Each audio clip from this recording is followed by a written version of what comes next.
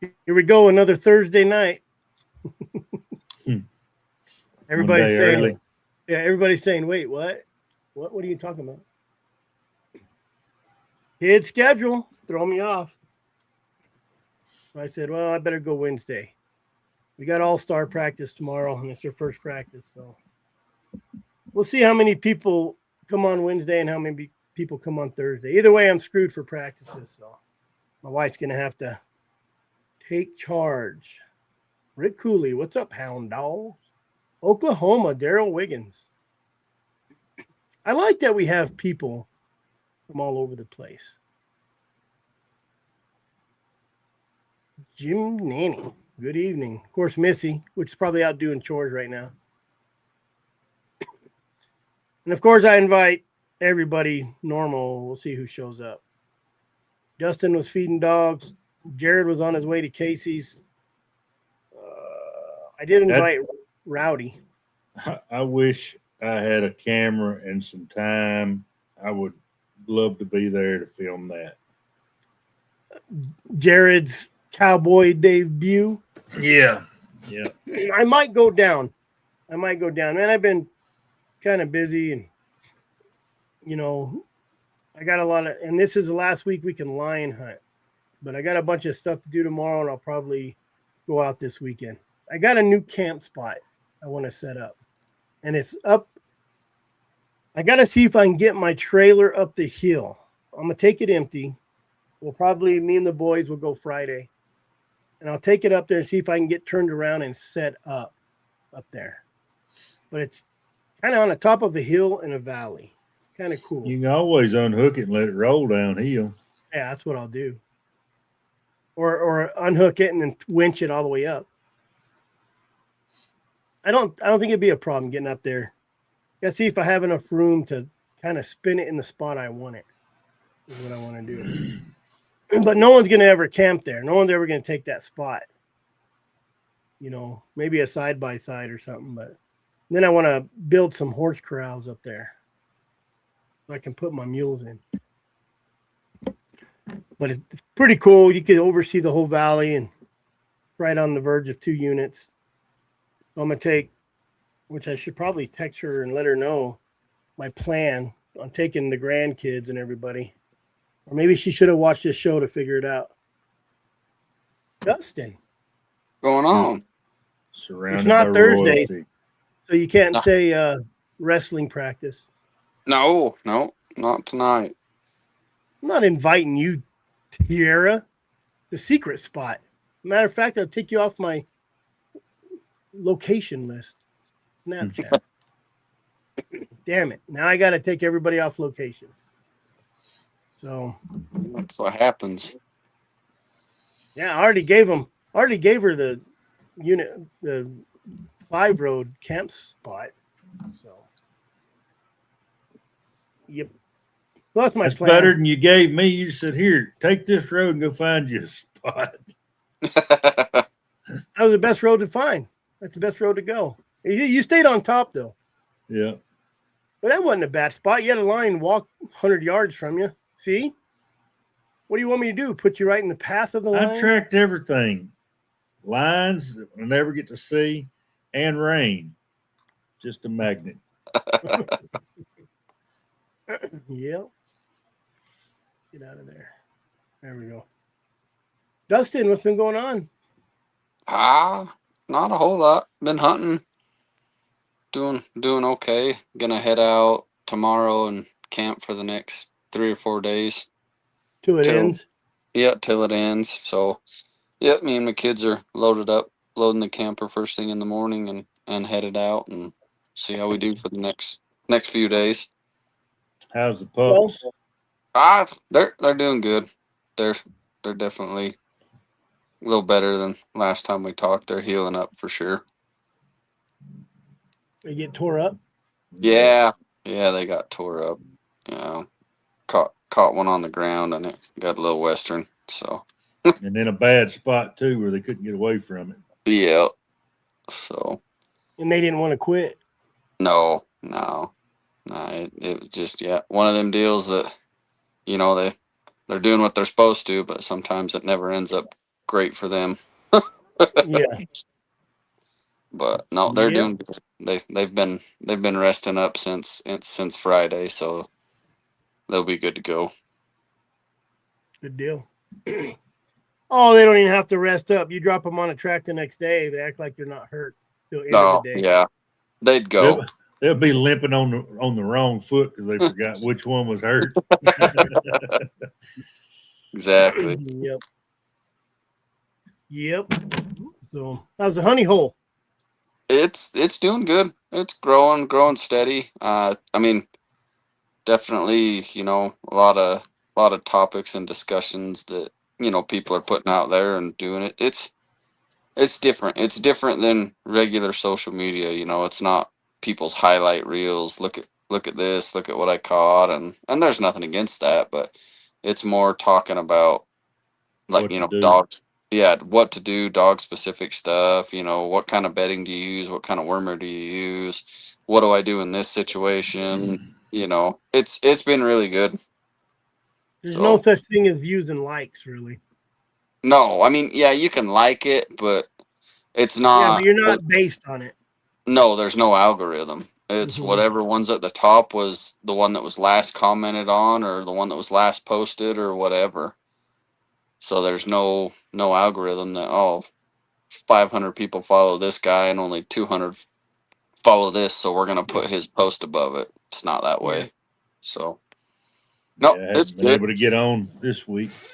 But we're coming up on end of May. We'll do another giveaway and go from there. So You're not supposed to let the horse step on you, Madison. no, that hurts. Yeah. Yep. So. Yep. Well, we got a good topic tonight. That's what I hear. Yeah, we had a good topic last week. You was on last week, weren't you, Jeremy? No, I can't remember. I can't remember either. I think no, I wasn't. No, I think it was you and Casey and Jared. It was talking about young dogs. Yeah. Yep. How to ruin them. I was coughing too bad last week. Oh, that's right. I said, just get on and mute yourself. You said, you'll never hear me. Yep. Get old. That cold gets you. What's really killing hound hunting? The rain. That's what he said. He goes, "Can I answer your topic already?" I said, "What?" He says, "The rain. That's what's killing my hound hunting." My dogs have had to grow floaties right now. Weather is, we don't really say it enough. When we talk about killing hound hunting, what do we talk about? Anti-hunters, wolves, government, California Jealousy. bullshit, Yeah. social media, but what's the biggest factor that's killing hound hunting? Because when you look it up on the algorithm of the worldwide the web, it's kind of saying hound hunting's dying, but I think it's going. Oh, that's a good one. I talked about this too, and that's one that will get you into fights all over the internet, all over. This will get Jared riled up too. Basically, guides is what I'm getting. What kills hound hunting is a monetization of opposing our sport. Oh, I get it. Of opposing our sport. See, that's blaming the anti-hunters, But what's the real reason hound hunting is so unpopular? Like, we know social media. What? I seen a picture. Someone posted where someone shot a bear laying down, and they were all over him saying, "Why are you even putting this on the internet?" Because they shot it in a bed, and it turned around and started biting his foot. And people Deer are and like, elk "Why?" deer and elk are shot in their beds all the time. All the time, but Their line ain't any different. So I'm sure a lot of people are gonna hate our guts and not like our conversation, but I don't care. we don't like our conversation half time either. No, but it's got to be talked about. No. Yeah. I mean, honestly, you want my wholehearted opinion? I think what's killing hound hunting, and not so much killing it, but keeping it from progressing forward, is not enough younger kids are entering the sport, whether it's lack of mentorship, whether it's Right there. Lack they of have mentorship.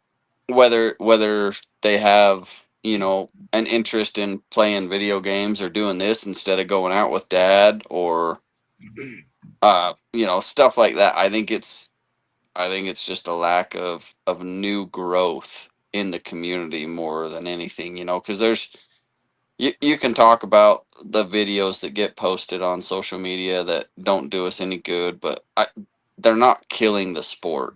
I think that just makes people go quiet and not talk about it as much publicly.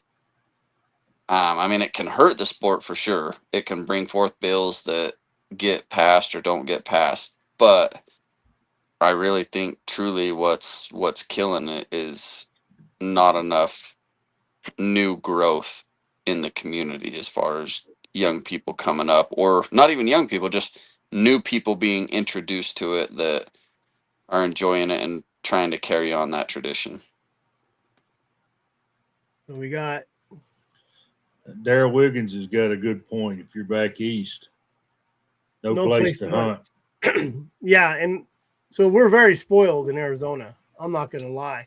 The Well, thing is, it's almost any Western state, you know, we have all this public land yeah, that makes a huge difference. mhm, But that's like I yeah, just saw something 5 minutes before it needed to be emailed about, you know, some dog hunting on Kisatchie, which is our national forest here. And they're like, we need to email these folks before 7. I'm like, you dumbass, you posted it at 6:30. You know, I mean, get this stuff out there. If you've been working on it for over a year, like you say, you knew about it, you should have put it out there. There's Yeah, people like myself, that's something in my home state. You know, hell, I got people here that follow me, and I have more followers than you. I can spread the word. You know, that's what kills us is our own self. You shoot yourself in the foot when you don't, yeah. So you a lot know, of post stuff like hounds that. been tearing each other down, right? Well, it's not necessarily And that, but like lack of information. You know, yeah, like that it's yeah, just right hard. there. If I'd have known about it, you know, an hour before, I would have been able to do something about it. But by the time I saw the post, it was too late. Yeah, I think there's a lot of houndsman outlets too, a lot of Facebook pages. And which one do you know? If you don't like stuff, it's like if you're friends with somebody on Facebook and you haven't seen him or her for a while, and you get on it and you like them, then they start popping up.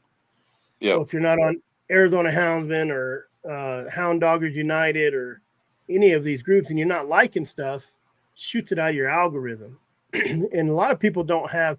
Man, I'm kind of deep in it, and I had a guy email me, said, "Hey, is your group on these topics backing us?" And I'm like, "Damn, I don't even know what those are," you know. And I'm a member of that group, like board member kind of stuff, and I had to go look them up and see what they were. And there's so much stuff going on. yeah, We have so much stuff going on, and I What's get caught up in other people's stuff going on that I'm like, shoot, I got to concentrate on Arizona and the hounds and the bear hunting and all the stuff in Arizona. But it's hard not to. It's hard not to jump over to, like right now, Arizona has the biggest thing right now is wild horses. It's horrible. You have, I mean, it is dirty right now on the internet. It is dirty. oh, bad. Yeah. I mean, people are calling out people's stolen valor or indictments or, I mean, just everything. I mean, they go for the throat. Oh, it's and it's kind of like here. One of the main topics, let's say houndsmen tearing each other down. So when you get into the drama part of it, and you have young kids coming up, and they have to deal with that stuff. It used to be worst, I think, at the trees, because you only seen them at the trees, right? You only Yeah, seen people at the trees. And now you see them at the trees on the internet, or someone saying. So now you can jump on as that keyboard warrior and start trouble there, even though you've only been hunting for a year, and you're telling somebody who's been hunting for 20 years that's stupid. It's not going to go good. Well, yeah. I mean, we all have different ways of dealing with training, the way Yep. we hunt, the way we feed our dogs or worming regiment, whatever. I can't tell Chris he's stupid because he does something different than I do. No, He does, but he's not supposed to. but No, I don't. I just say you can't shoot. There's a difference. That is true. That is true. I'm sorry, that Dustin. That has been said. But I mean, like what you're saying, Jeremy, is I mean, them guys get on there and Chris, and they nowadays everyone has an opinion, and the social media aspect of it is they can all voice their opinion, and not that there needs to be a repercussion No per consequences se, of but they can get on and talk shit or agree or tear someone down, and that can create a division versus camaraderie. And that's one other thing I think that is kind of maybe not helping the way of life is camaraderie. It's great in some aspects of it, but other ways it's not there, and that's hurting, if that makes sense. And that's, I mean, yeah, that's a hard one to fight because everyone has their own opinion, everyone has how they do things, and with regular social media, you can get on and post whatever you want, say whatever you want, and there's no repercussions other than someone might block you or your post might get taken down or something like that. But big deal, you know. Yeah. Back when all this stuff used to happen in the woods or at the tree, you'd have a discussion instead of just stating your opinion, and sometimes that discussion got heated, and in the end you didn't like each other, or in the end you saw each other's differences and you worked it out, or it came to fists. But Oh, I've heard a lot of fights at the tree, and that just goes to your ego and your jealousy and who showed up at the tree first. Well, that's the thing, we've all been in those situations, and 9 times out of 10, it's better just to grab your dogs, leave, walk away, and leave whatever bullshit and drama is there. Move on past it, and a lot of times it's the guys that are insecure or not sure about what's going on that almost cause the most problems. Yeah. But also there's people out there that just truly do not care. They're going to post what they want to post because it creates views and likes. They get 1 million views on a rank bear video that probably shouldn't be out there. Yes, is it great dog work? It's phenomenal dog work, but it doesn't mean that everyone should see it. Well, and you said we're talking about the younger generation, and what's funny is a lot of guys will talk shit about, oh, we don't have no young guys. There's not a lot. But what are you doing? Are you dropping your ego, your jealousy? Are you becoming a mentor of some sort? No, and didn't know that if that was Rowdy or Jared for a minute. The way you can tell Rowdy and Jared is one's gay and one's not. Hey, I'm married and got kids. You got kids. Jared does not. I got trophies. Yeah. But are they headaches or trophies, Rowdy? No, they're trophies. Oldest is 8. She's starting to become a headache. Yeah, you just keep living. It's coming. And then you get into the discussions like, I don't think a lot of people understand the internet and the videos they take they take it in the wrong way. And how many times have you sent a text, not just even a comment, that misconstrued? Like maybe your wife sent you a text and you're like, it's easy to misconstrue something. Well, you know what I mean? Well, yeah, there's no, in a text, it's just words. There's no tone of voice. There's no face-to-face interaction and reading a person's body language. Yep. That's huge. Body language and tone of voice is huge. I mean, as among friends, like Jeremy can send me something, which he does quite often, and I'll send him. I know. I'll send him an FU back because he sends me stuff about Cotamundi. all the time. But it's I mean, Jeremy knows what text is coming back, and he knows me well enough to know that it's joking and piss off, buddy. But if the wrong person in the wrong situation could see my text to Jeremy, they're like, man, that guy's an asshole. What a dick, you Yeah. know. And so You got to it's have thick hard. skin to be around me for very long. And It is. heaven forbid you hit caps lock on accident and type it and send it. Yeah, I mean, it's all. Why are you yelling at me? And that just goes to the constant. If you go to any post, there'll be 100 good comments, and you have that one person that has to say something stupid, and then that's what starts it. That's like a dog at a tree that lands on another dog's head. No reason to fight. The other dog's like, you land on my head, bites him, and all of a sudden everybody jumps in on it. Yeah. Yep. Well, I mean, if someone wants to go down that rabbit hole, go to Facebook and search Cold Strike's post. Everyone I have, there's lots of good discussion, and then there's a couple pieces of shit. And they're not houndsmen most of the time. No. Yeah. But it's someone stirring up like, oh, if you have to use dogs to hunt, you're not a real hunter, or just things like that, Probably a plot owner or something. And most of my comments, I try to keep them pretty cordial back. I mean, you know what? You have your opinion and we have ours. If you don't like it, please scroll on. Yeah. Like, you don't have to stop and comment.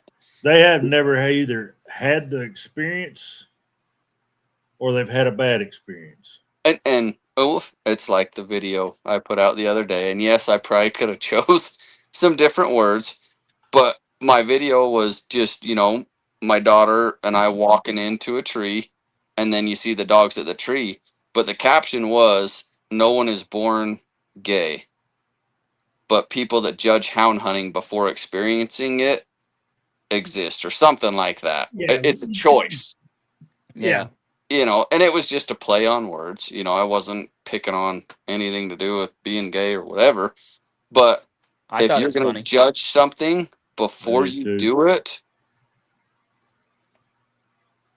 we got a problem. Yeah. I think I even liked what you said. What's that? I think I even liked it. I may have shared it. Yeah, I mean, it literally was nobody is born gay, but like hating on hound hunting before you've experienced it is a choice. Mm-hmm. I think that's what it was. Trigger word, gay. Well, Right I had so many people comment, "Don't choose such a political joke." You know what? Someone's sexual gay's not it's not political. political, jackass. Yeah. No. Yeah. Just because it tugged on your feelings.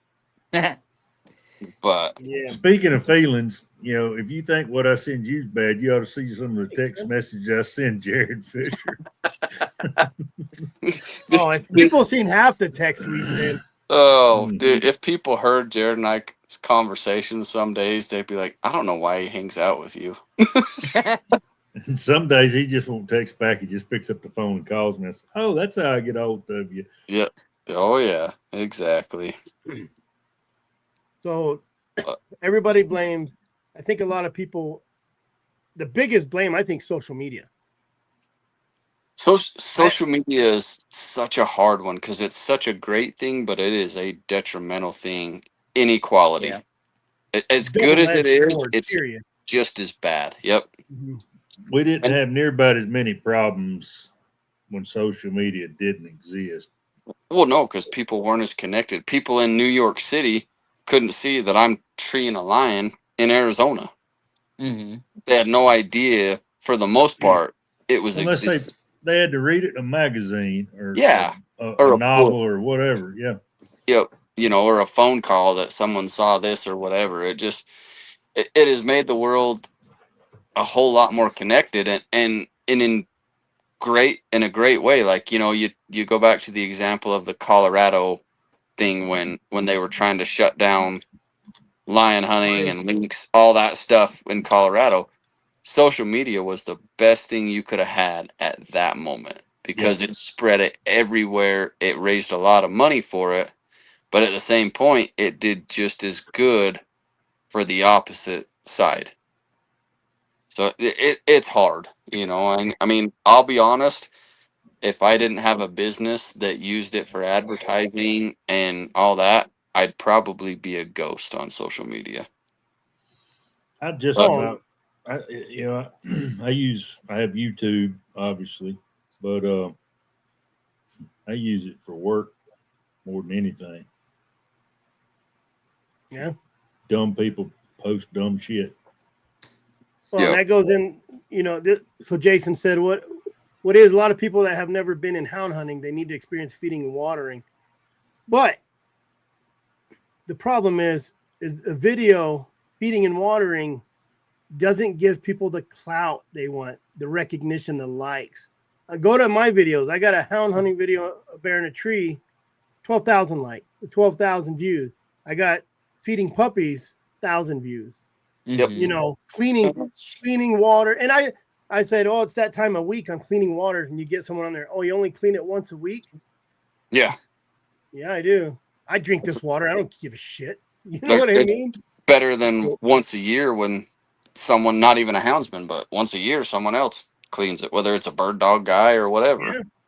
Yeah.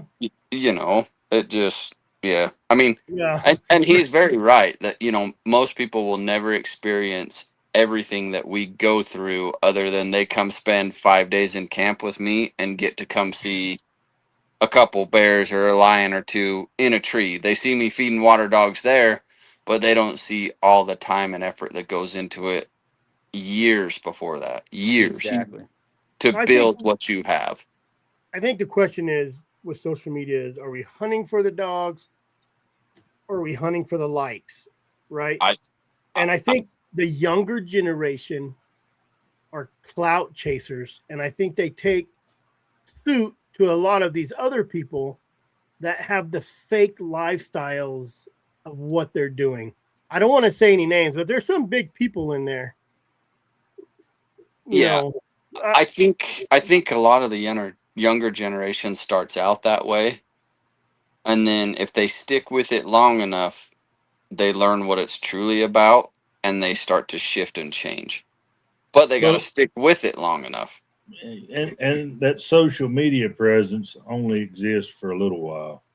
It It's does. going to go away. You're going to be a hot thing for just a minute, and then it's going to go away. Yeah, for the most part, yeah. There are those few anomalies, but like I say, I mean, everybody remembers when they first got their first dogs. You got your first dogs, you were excited as shit, and you caught your first lion.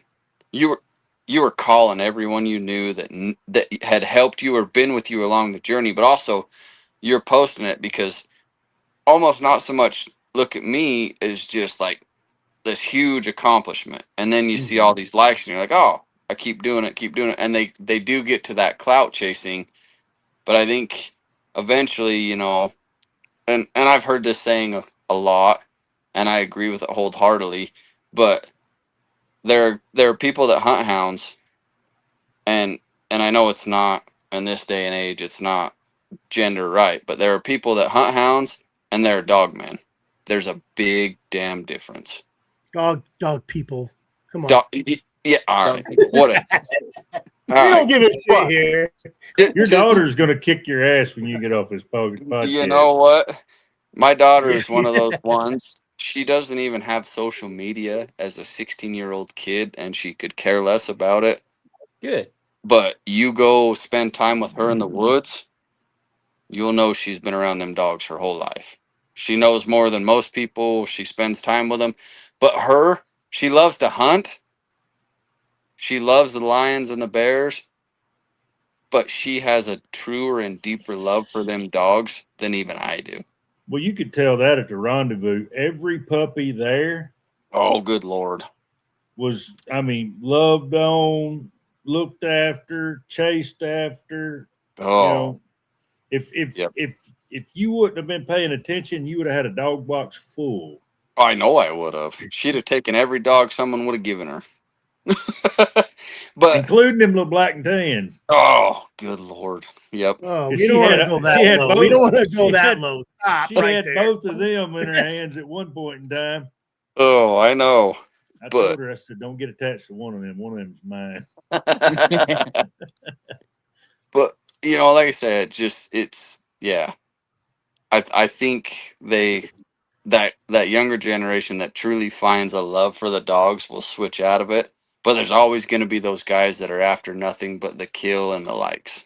Some people are just that way. Well, they don't care about the kill or like, they care about the likes, period. Just, Yeah, they don't, but older generations universally think they did it better than the younger generation in any given subject. But if that's true, who failed to mentor that younger generation? You old guys. That's Yep. true. As a, That's true in some sense, but that's a big it's problem. hard Man. as a. I tell you what, there's bear hunters and there's lion hunters and there's snow hunters and there's dry ground lion hunters, and I believe your dry ground lion hunters are your most solo, nasty, don't like anybody kind of people Yep. there is when it comes to the hound community. So in Well, order for you to take on a mentor, that's really tough. And when they do take on a mentor, when they do mentor, that young person usually comes out a pretty good houndsman. yes, but I also think the thing you gotta realize is right now with houndsmen, I mean, at least out west with what I'm seeing and what I know is we are in a generational shift.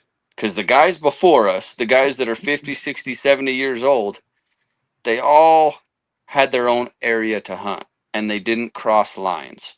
If that makes sense. They all, you know what, this guy hunts this range, this guy hunts this range. If they were going to cross, you know, they called each other and were cordial about it. They figured out how to help or whatever. There was But a now level of respect. but and nowadays, I mean, generations my age, you know, close to 40, in their 30s, whatever, that's not a thing. You just go hunt good country. And you're stomping on the old way of life with these old guys, and the younger generation, even younger than me, is even more spread out just everywhere.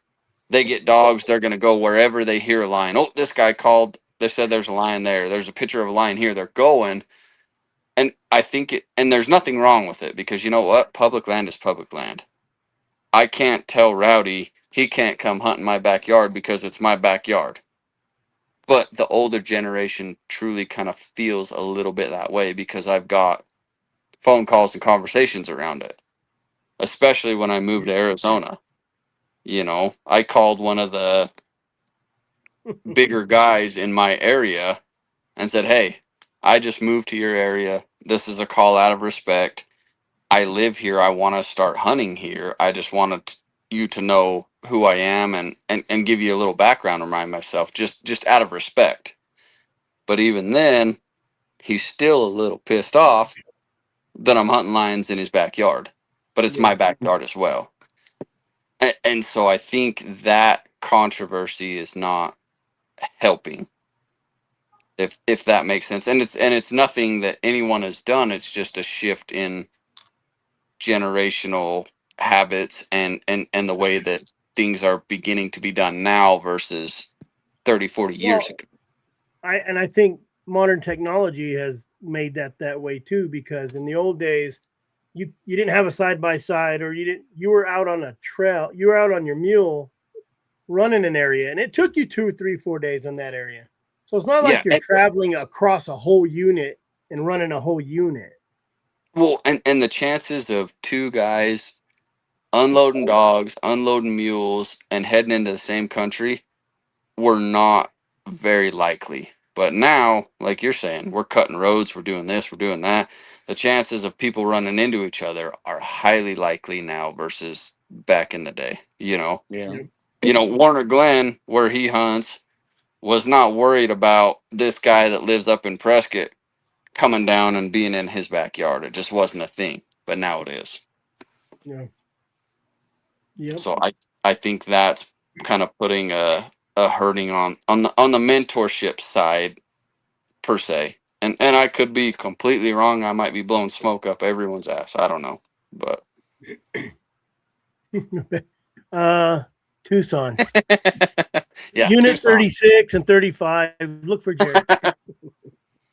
But Yeah, you're talking about now we got overlapping on on areas that you hunt. I just went into a place today and I found 2 trail cameras on a water trough where I usually camp. So I was kind of bummed about that. And it's hard. It's hard not to be mad, but at the same point, you know what? If you're on public land, national Yep. forest, they have every right to be there just Exactly. as much as you. Not all of us are Cody King and hunt all these private ranches everywhere the hell we want to go. We can't all be 6'5" and gorgeous, you know. I know. Yeah. Most people are like me and Rowdy. We're 5'4" and ugly. Story of my life, man. Don't think 2 houndsmen can't come to cuffs over a piece of private land either that belongs to neither one of them. You know. Exactly. Yeah. That's a big thing too, Cody. Yeah. No. It. Sometimes every once in a while you have to remind yourself that I don't own this piece of land. Yep. And I'm very fortunate for the landowner to give me permission to come in and hunt it. But if he wants to give someone else permission to come in and hunt it too, that's okay. Now, Yeah. in the Texas Houndsman's Code, I've had people call me a lot and say, "Hey, man, normally so and so comes out and hunts for us, but I called him and he can't come, or he didn't answer his phone, or whatever. Can you come out?" And I'll be like, "Man, I'll call you back in 5 minutes. I need to call so and so and ask him first." Yep. And Which but is don't think there isn't some scumbag pieces of trash that won't lie, cheat, and steal to run under you to get one, though. exactly. Yeah. If they get a phone call and they say this guy didn't answer, they're gonna go do whatever and I did this landowner a solid. Now I'm gonna get in on that property for Yeah, sure. I've taken somebody to a ranch several times and then had them call the landowner and be like, "Yeah, man, what's going on? I met you out there with Cody last week. Wanted to come out and go hunting this weekend if it's all right." And the landowner end up letting them go or something. It's like, you son of a gun, you know. Yep, exactly. So I have a question for Cody, just because I think I know the answer to this. What is the percentage in Texas that you hunt that is public land, Cody? I've never hunted on public land in the state of Texas once in my life. Which is Oh, wow. nuts. Because honestly, I am almost the exact opposite. I'll Yeah. bet 10% of my hunting career has been on private land. Yeah, I've hunted in New Mexico on public land and Colorado on public land, but Yep. and I mean there is a few places that you can go in Texas, but they're none around here where I live. Excuse me. Yeah, it's just a different world, and that's what's is intriguing. Just Cody's that's- perspective versus And that's ours. and that's why I have some disagreements from the way that y'all see things sometimes. And but I also recognize that, yeah, I mean, I see that completely different, but it's because I don't have to deal with that. If I had to deal with that, I would feel the same way y'all do, Yeah, very very much so. And to Yeah. answer, I can't read the username, but Mark Mason. yeah. So I have had just north of my house. I've been trailing something that is headed towards property that is a huge ranch that I don't have permission on. So the minute I get within 100 yards of their border and I know that lion or bear is going to cross onto their border, I stop my dogs. Yeah. It sucks. I hate toning or shocking my dogs off of something that they know is good game, but I'm not willing to, because you never know what's going to happen once they cross Yeah. that property line.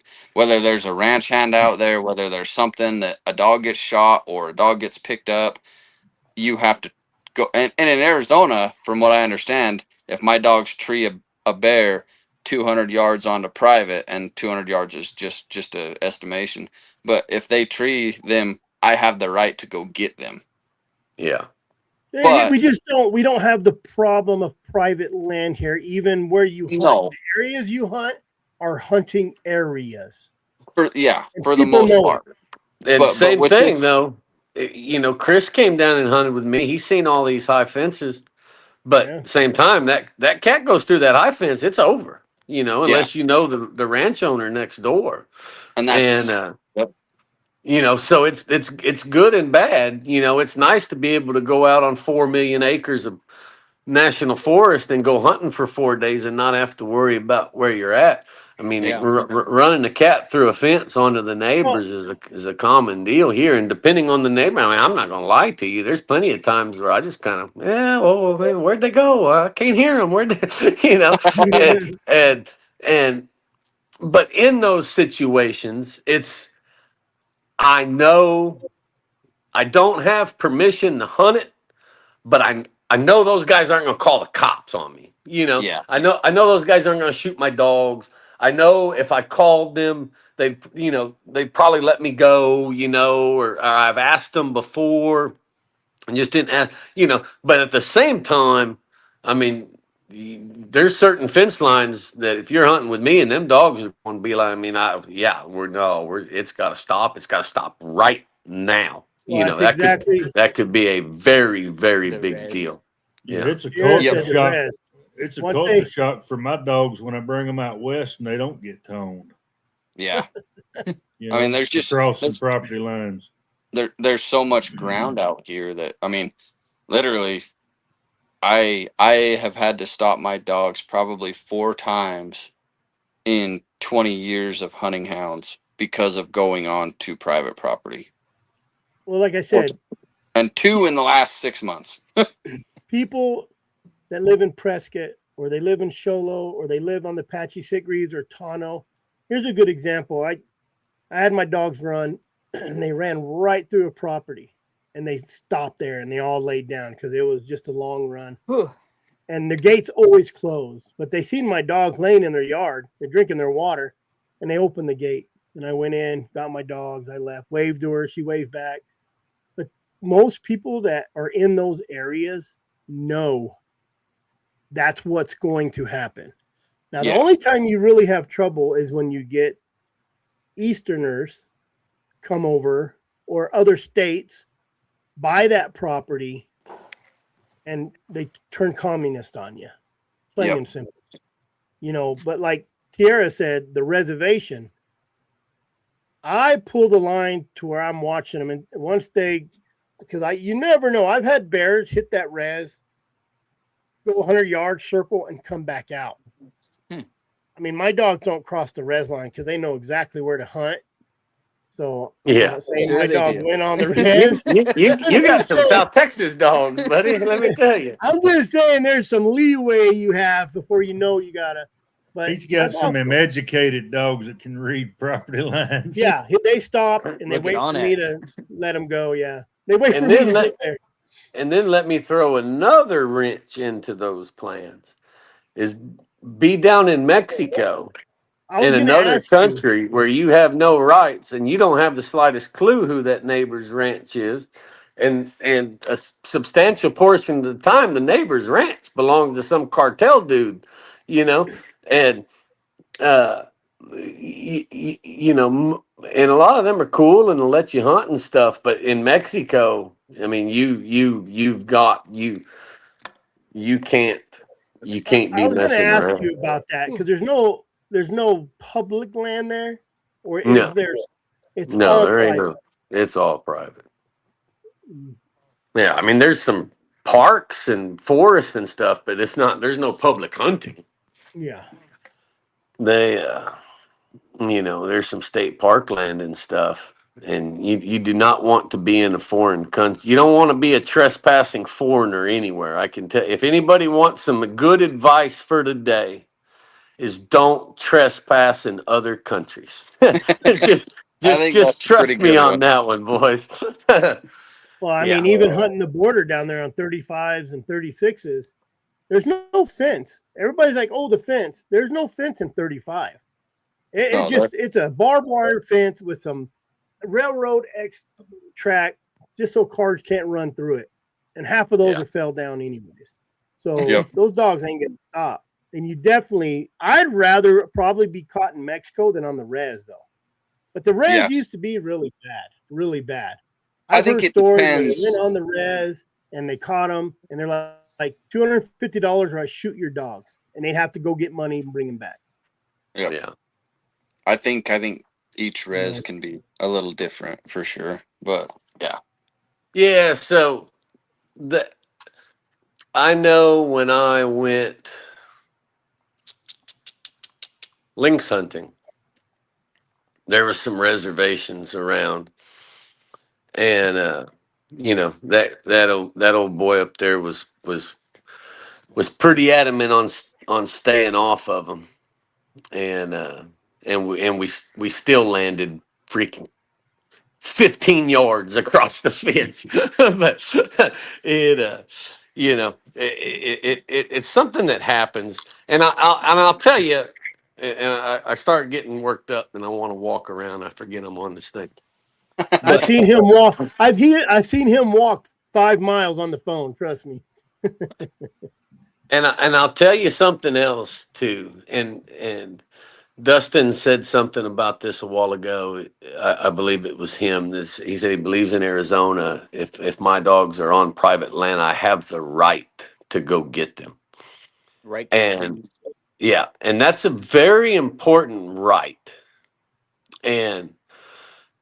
But I think it's important for houndsmen to not take advantage of that right. Very much so.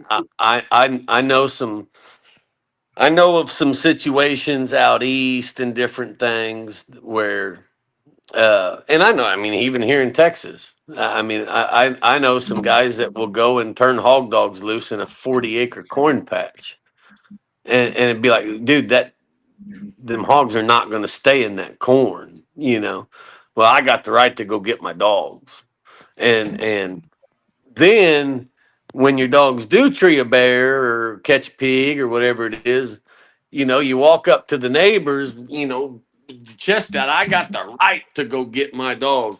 You may, but behavior like that can cause you to lose those rights too. Absolutely. That's what, and I try to tell people, and this analogy that I use isn't the best, but it's the one that I use. I said, how would you feel if a group of hippies had the right to walk across your land buck naked singing Kumbaya at 2:00 in the morning? Yep. So there's got to be a fine line, and a houndsman has, you can't be a fair weathered conservative or a fair weathered houndsman. You always have to keep private property rights in mind, even when they go against what you want. Oh, And very much so. yeah. It's Like funny I said, you mentioned that, because in Arizona, they do have the right to do that. If you're not fenced out, or don't have signs up properly, you can cross private land without permission. But that goes into there was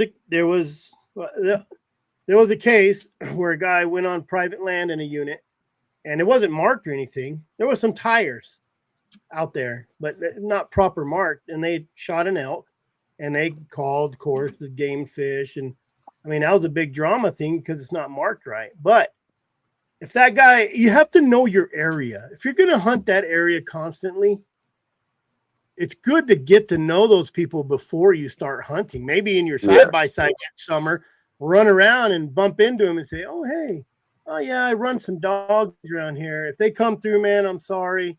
And they'll tell you, listen, if they come through, just come get them and get off. You already have that permission to where you're not. Yeah, you're done. It's over with. Yeah. If I'm sitting on my 40 acres in the middle of nowhere and all of a sudden I hear Kumbaya, I'm going to go out there and be like, why the F are you on my property? If they would have came to me and said, hey, man, can we camp here and smoke some weed? Yeah, go to the back corner right there. Get out of my way. Respect. 100%. And knowing your area is important. I rode with Cody, and he made 10 calls that day asking people if they had hunters or, hey, we're going to run over here. That's all it took. Literally a 3-minute phone call. And those guys are like, no, we're good. Go over here. I seen a bobcat over here. And once you get in with those people, in that area, you're golden. So when someone says, the neighbor says, "Man, there's this guy in a beat up old Tundra over here with dogs." Oh, that's probably Chris. Yeah. Yeah. I said he could go over there. Yeah. Yeah. Well, it's like the ranch I was talking about, where I've, I know, like I stated that we have the right in Arizona, but I've never exercised that right. I always stop them. Yeah. I've stopped my dogs a couple times from going onto that ranch, and then I ended up thinking, as a business opportunity, well, what if I could get on that ranch and kill a few bears off of there? So I was able to get the ranch manager's number, and I called him and was talking to him, and I said, "Yeah," I said, "I know there's some nice bears there." I said, "I've stopped my dogs at your border twice." He goes, "You stopped them?" I said, "Yeah." He goes, "Oh, other guys don't." I Yeah. said, I was like, no. I was like, I mean, I'm I'm not other not, guys. yeah, Yeah. I'm not, I'm not one that's just gonna be like, oh, I'm gonna keep letting them go no matter how far they go into your property, and then I'm gonna walk my butt in there.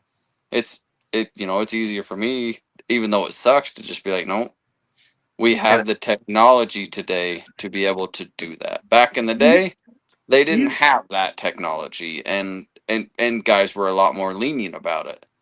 You know, well, yeah. you have the technology to find out who owns the property now. Yep. Yeah. You can right there and go Google it. Get the tax address. Write them a letter with your phone number. Say, "Hey, my dog crossed your fence. I'm sorry about it. Would you mind? Could I hunt across there? Get my dog if they ever went on there." Like, Yep. you And have technology. You could Google most people and get their information. Oh, Yeah. And yep. I'll tell you too, if this comment comes up on some of the more popular Facebook groups, you're going to see dozens of comments of people saying this: "I ain't stopping my dogs when they're running game. That just screw them up." And No, it don't. you, sir, are a moron if you make Yeah. comments like that. And I will Hey, Yeah. say that straight up for anybody. You're a half of a houndsman and a moron if you think getting your dogs to stop chasing the game they're supposed to be chasing hurts them in any way, because it does not. He said, I think Jimmy remembered my bee story. I got bees at my house, so I just let them camp right there by my beehive. I put a tent right there. Yeah, right there at night, and in the morning they'll get a surprise. You know, it's good just to get to know everybody in that area you're hunting. Period. Yeah. And Period. anytime I've There's ever, and then those so since I moved those to people Nevada, who there's say so much that. public land here that I haven't had the issue. But when I was in California, anytime the dogs would go onto private land or to neighboring land, I always asked before I headed over there, said, "Hey, look, I was hunting over here. I'm supposed to be here. This happened. The dogs are, and I'll show them on X or whatever, and this is about where they're at. Would it be okay if I went in there and got them?" And 99% of the time, they're like, "Yeah, just go Just get them, close the but gate. try to stay out." Yeah. But then again, I've gotten permission to hunt ranches because that happened. And they're like, Yep. "Hey, do you hunt with a bow?" "Yeah." "Okay. You can hunt on the property, but the bows, just no rifles." Yeah. Yeah. Yep. Well, it goes a long way out of respect and just common courtesy. Yeah. That I think is lost between a lot of people, and taking it back to what we're talking about, that's part of what's killing it as well. Is lack of respect and common courtesy for even other houndsmen or landowners or the general public. When Mhm. you're out, because you know what, it sucks to say it, and it's hard, but you know what, that hippie that likes to walk around naked and sing kumbaya has every right to be in that canyon as I do. Yep. Yeah. I was down hunting that year with Jared, Unit 35, and I was coming down a canyon, and I was calling a dog, "Get over here, Lucy, get over here." And some guy was down on a pond. I didn't know the pond was there. I didn't know he was there. I didn't pass no vehicles. I'm on my mule cutting country, and he yells out, "There's hunters down here." And I yelled back, I said, "There's hunters up here." I don't know you're there. And then I respectfully went up and around him. I went up and around him so I wouldn't get on his pond. And then when I got down in another canyon, I seen a guy walking, and I said, shit. And I had Cody with me. I said, this is probably going to be a fight. And we got down there, and he was walking to his truck or his buggy, and I come down to him. I said, hey, man, I didn't know you guys were down here. He goes, oh, no, you're good. We thought you were bird hunters, because the bird hunters, they're a little bit higher class than his houndsmen down there. And it was bird season. Yeah. And they go down there and just start blasting. We're not blasting. We're not going shooting shit all over the country. And I apologize. Like, man, if I knew he was down there, I wouldn't even – I would have went around. But he was cool. He goes, no, it was the other guy. He's good now. He thought you was just a bird dog guy. And those guys will come down that canyon just blasting all the way down. But, again, it's public land, man. You don't own that pond. You know how many times I've walked into a pond or drove into a pond, got out, looked around, and there's someone in the tree. I'm like, oh, shit, man, I'm sorry. I didn't see you there. Casey and I did that the first year I came out. There was a guy hollering from us from a tree. I'm over here. Yeah. Like, we're going to water the dogs and we'll get right out of here. Yep. Yep. But when you don't, I don't know why people don't put up a cone down the road and say stand in use or something. Yeah. Listen here, Anderson, you're about to get booted from the show, you smart ass. Only a half a big liar. If anybody don't know, he was smoking crack that video. day. I've got it on video. He was smoking crack and a witness. That day. I think and a witness. It's AI. Whatever he has is AI. So I almost had some big trouble one time. Speaking of bird hunters, a guy named Tommy Richards lived down here, and he had some farmland. I used to hunt some of the brush around it, and he always leased a quail hunting out.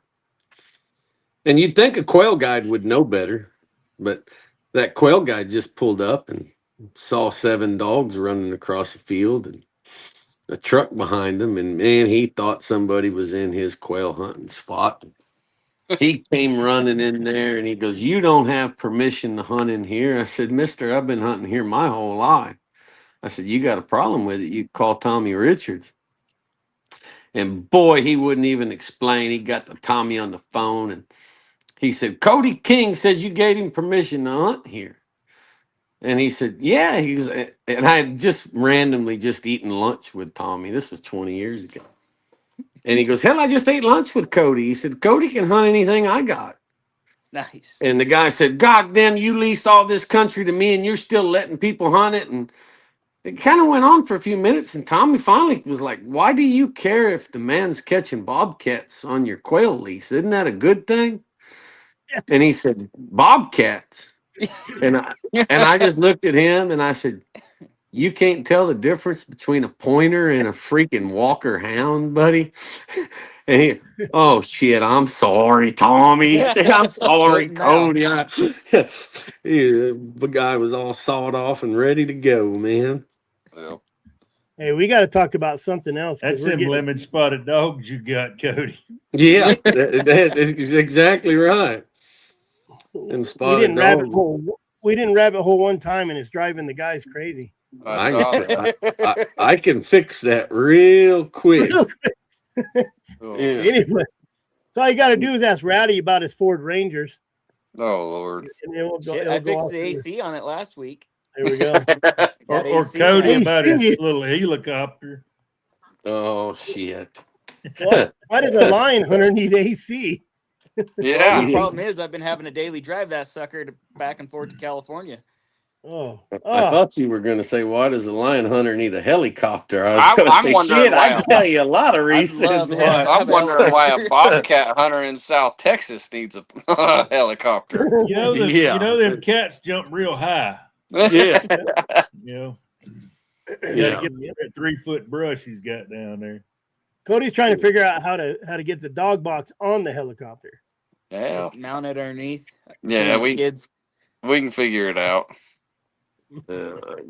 Cody's been spending the last 3 days trying to figure out what the customs policy is for flying to Mexico. So, Well, if we need to go down a rabbit hole, we can go down one. Cody, yeah. how long until you go to Africa, bud? Ooh. June 30th. I Yeah. believe. Oh, It's coming. I know what's coming too. Yeah. Let me Yeah. tell you is this about that Cody too. jackal and cat hunt? No, this is an Oh. African lion with hounds hunt. Oh hell, man, that's gonna be fun. You need to do it like a real man and borrow Benny's spear. Yeah. I'm sure they might have a few of them out there. Oh yeah. Yeah, and, Yeah. and this is Cody, who's been saying he's coming to Arizona again the last 3 months, and then just told me today, I'm trying to get there. He ain't gonna make it by the 30th, maybe. Yeah. I'll see if Dustin saw one of these. Hold on.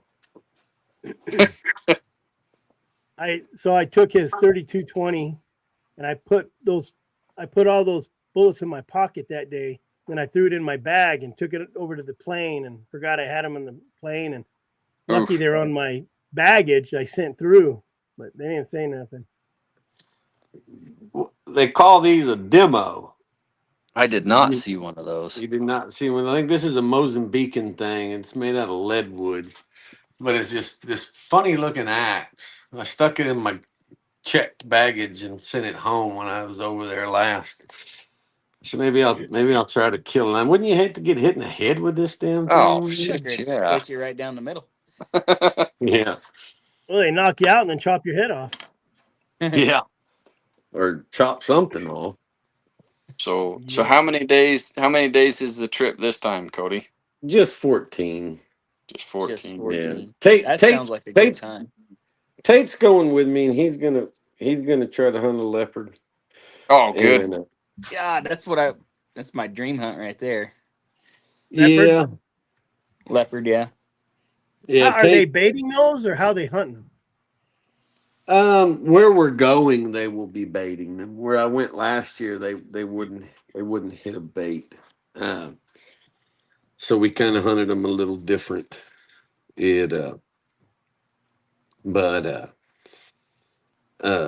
But where we're going now, we'll be baiting them, and normally you would be baiting them pretty high in a tree, and we're going to be baiting them pretty low for both leopard and lion. See if we can get either one of them on a bait. Right. Are you 'Cause, gonna- yeah, when I was talking to Gavin, as far as the lion goes, you're kind of gonna bait and see if you get a solitary male that comes in, because you don't want it to be anything to do with the pride, right? Yeah, So you're I'll- just following that solitary male with the dogs and until they bay up. yeah, You're gonna How be many hunting with dogs do they Gavin? run on those? yeah. All of them. Whatever they'll One- send. Just one more Yeah. dog. Don't know how many it's mean, going to take, but we know how many we're going to use.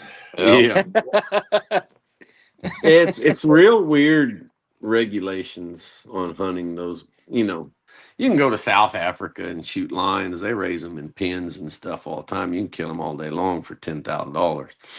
But the true wild lions, it's real weird regulations. Like you can't kill one within 8 kilometers of where one was killed last year, and within 25 kilometers of where one was killed in the last 3 years. And it's really goofy. We don't. The deck is kind of stacked against us on a 14-day hunt. But you ain't gonna catch one sitting at home on the couch. I can tell you that much. So No. Yeah. It's true. I wonder what brings them to those conclusions in those areas. What makes them. Populations, probably. Yeah. yeah, bullshit. So when they're killing that lonely lion out there, is it just is it just pride conservation? Is that all they're after? Yeah, I mean they're just trying to kill a lion that's not with the pride, so he's not reproducing anymore. Yep. Those And, older males that have been yeah. banished per se. Yeah, Mhm. So what happens to And that lion usually? I mean, does he kind of go rogue and start killing livestock or people, or does he become a no, nuisance when they're rogue like that, when they kind of get banished? I mean, I'm sure some of them can, but statistically speaking, no, just because there's not enough civilized area for most of them to ever encounter to be a problem. But Yeah. Yeah. I'm sure some of them do, but yeah, they just go off and starve to death. Yeah. They go So off when you until they can't feed themselves no more and die. so what usually the natives over there, they kind of get pick of the meat, right? Usually when they do those kills. I Yes. mean, is Yeah. there anything those natives, those Africans don't eat I've because of seen natives. religion or something? I've seen natives take a baboon with guts and everything whole and throw it on a fire, Good Lord. directly on the fire, and then pull it out and just start eating it. Hair and all. No, the hair burns off in the Yeah. Hair fire. burns They right don't do off. nothing. They just throw it on the fire. Yeah. Guts and everything. And eat the Are- guts and everything. I mean, are them they some kid- nasty. I seen them son of a bitches take a There eland. goes the rabbit You got hole. Cody on food. I seen them sons of bitches take an eland and gut him and then make a big sack out of palm leaves to put all the green shit that was in the eland's stomach Heard of that? Yeah. so that they could take it home with them. Are they kin to Eat it. Chris? Huh? Are they kin to Chris? Probably. Listen, I Even them some bottle it. bitches probably wouldn't eat 12-year-old canned bear meat, but I bottle it. That way I can save it for a while. yeah, they may eat some nasty shit, but at least it's nasty shit that I killed yesterday. You know? It's fresh, All at least. Hey, all the Yeah. shit I killed, Fresh I killed shit, not yesterday. I just old saved shit. it for later. Yeah. Never And died. but No one the died. one of the coolest things that I've ever seen though is I mean it's cool in its own way is I've seen them some bitches.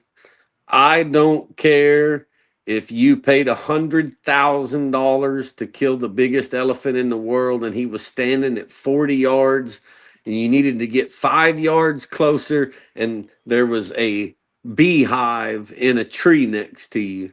Them some bitches are going to tell everybody to screw off until they have all sat down and ate every bit of honey out of that freaking tree, man. There's a bird over there called a honey guide, and it's a bird that eats bees. And you'll be hunting along, zoom, zoom, zoom, zoom, zoom, zoom, zoom, and you'll see one of them honey guides fly by, and one of them natives will jump off the truck and just start following it. Follow that bird and follow that bird all day long till they find that honey. It's the most enrichest food that jungle can provide. That nature can provide that honey. And it's probably the only sweet thing they ever get to eat in their life. But I mean, honey is just no. My dad sissied out on me, man. Oh, And he don't want he said it. He told me, he said, I'm not going. I said, Dad, I'm going. This is the last time I'm ever going to go to Africa. This is it. And my last time I'm going to go shoot a lion. I said the lion's liable to kill me, and I'll never come back anyways. And I said, you're telling me you ain't gonna go? He said, Cody, I wouldn't sit on an airplane for 14 hours again in my life for all the money in the world. He said, fuck you, I ain't going. So, and I said, well, Yeah. thanks for really appreciating those $7,500 first class plane ticket I bought for your Yeah. ass then. Can't Jeez. say it any plainer than that, I guess. Yeah, should have put his ass in the $1,800 economy seat. So it's just going to be you and Gavin and his guys and then Scott, right? Well, Tate's going, Scott's Oh, Tate. going. Tate's going to go on a leopard hunt while we're there. And then a very good friend of mine, Russell Murden's going, and he's going to shoot a Cape Buffalo.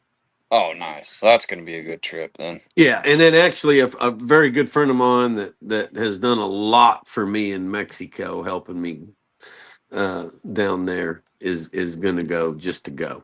Mm. You know, we'll probably. How does that work out of Mexico? He just gets a passport out of Mexico. Yeah, he's got like 7 stops to freaking get there. It's crazy. Dang. Now, here's the question of the night: do you really believe in your heart this is the last time you're going to Africa? That's just what he told his Because dad. you have it on video today, live. You said this is the last time, but I think we could put a bet together. If someone's gonna win some money, we just got to know the date. The only hesitation I have, yes, it is the last time that I'm going to go, with the exception of maybe that trip that old Dustin boy got to go on over there because I had to cancel last year. Yeah. And that was a very, very, for Africa hunting trip experiences go, that's a very cheap, inexpensive trip you can do anytime, Well, and it's good to. It's. And that's also a trip that, for everybody listening, that's all. And Dustin can attest to how much cool it was and how much fun it was. But that's a trip that can be put together on a houndsman's butt. I mean, you can save up and go on a trip like that. That wasn't a $20,000 trip or nothing like that. It was very, very inexpensive. It was just an experience to go see hounds work. Yeah, I was gonna say it's better to probably go without hunting with that expectation and watch how they do it. Would probably be a better trip than hunting. Yeah. If you're a houndsman, if you're a true houndsman. Well, and the problem that I had with that trip was I invited my only Englishman friend, Scott, and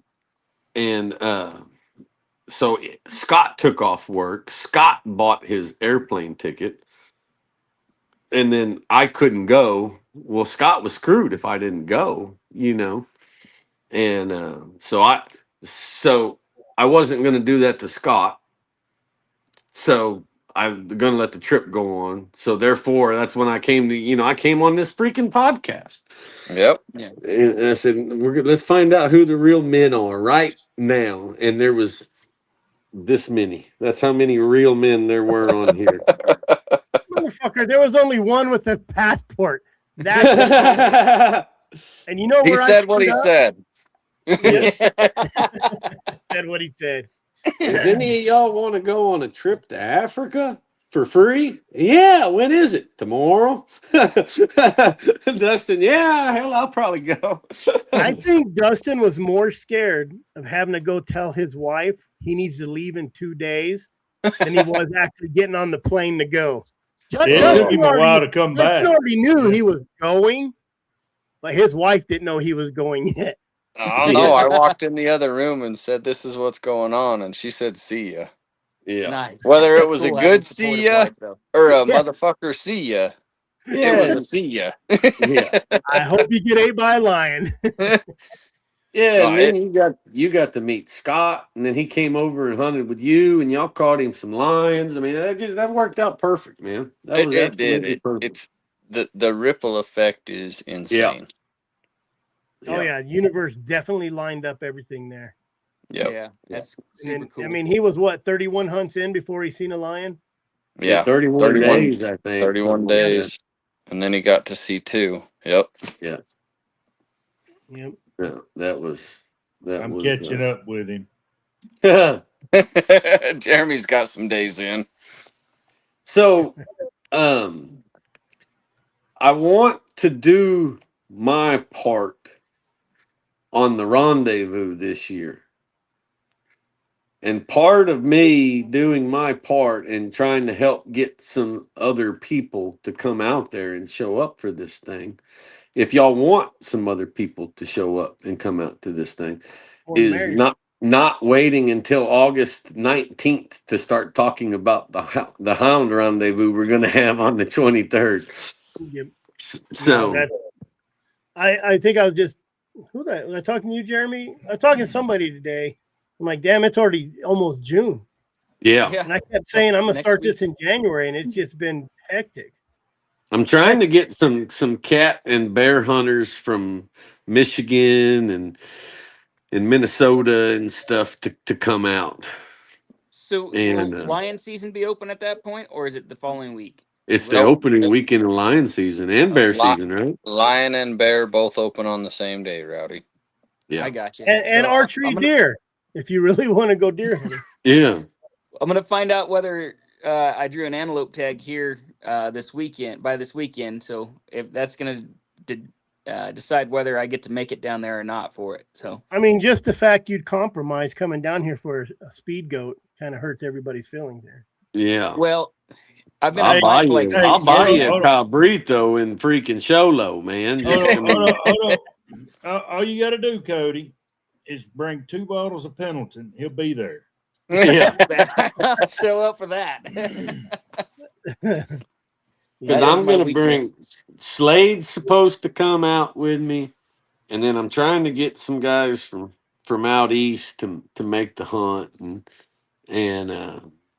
you know, and that's when their bear season starts. And I was like, well, it's bear season there too, guys. What And it's I a mean, cheap tag, yeah, $350 for a yeah.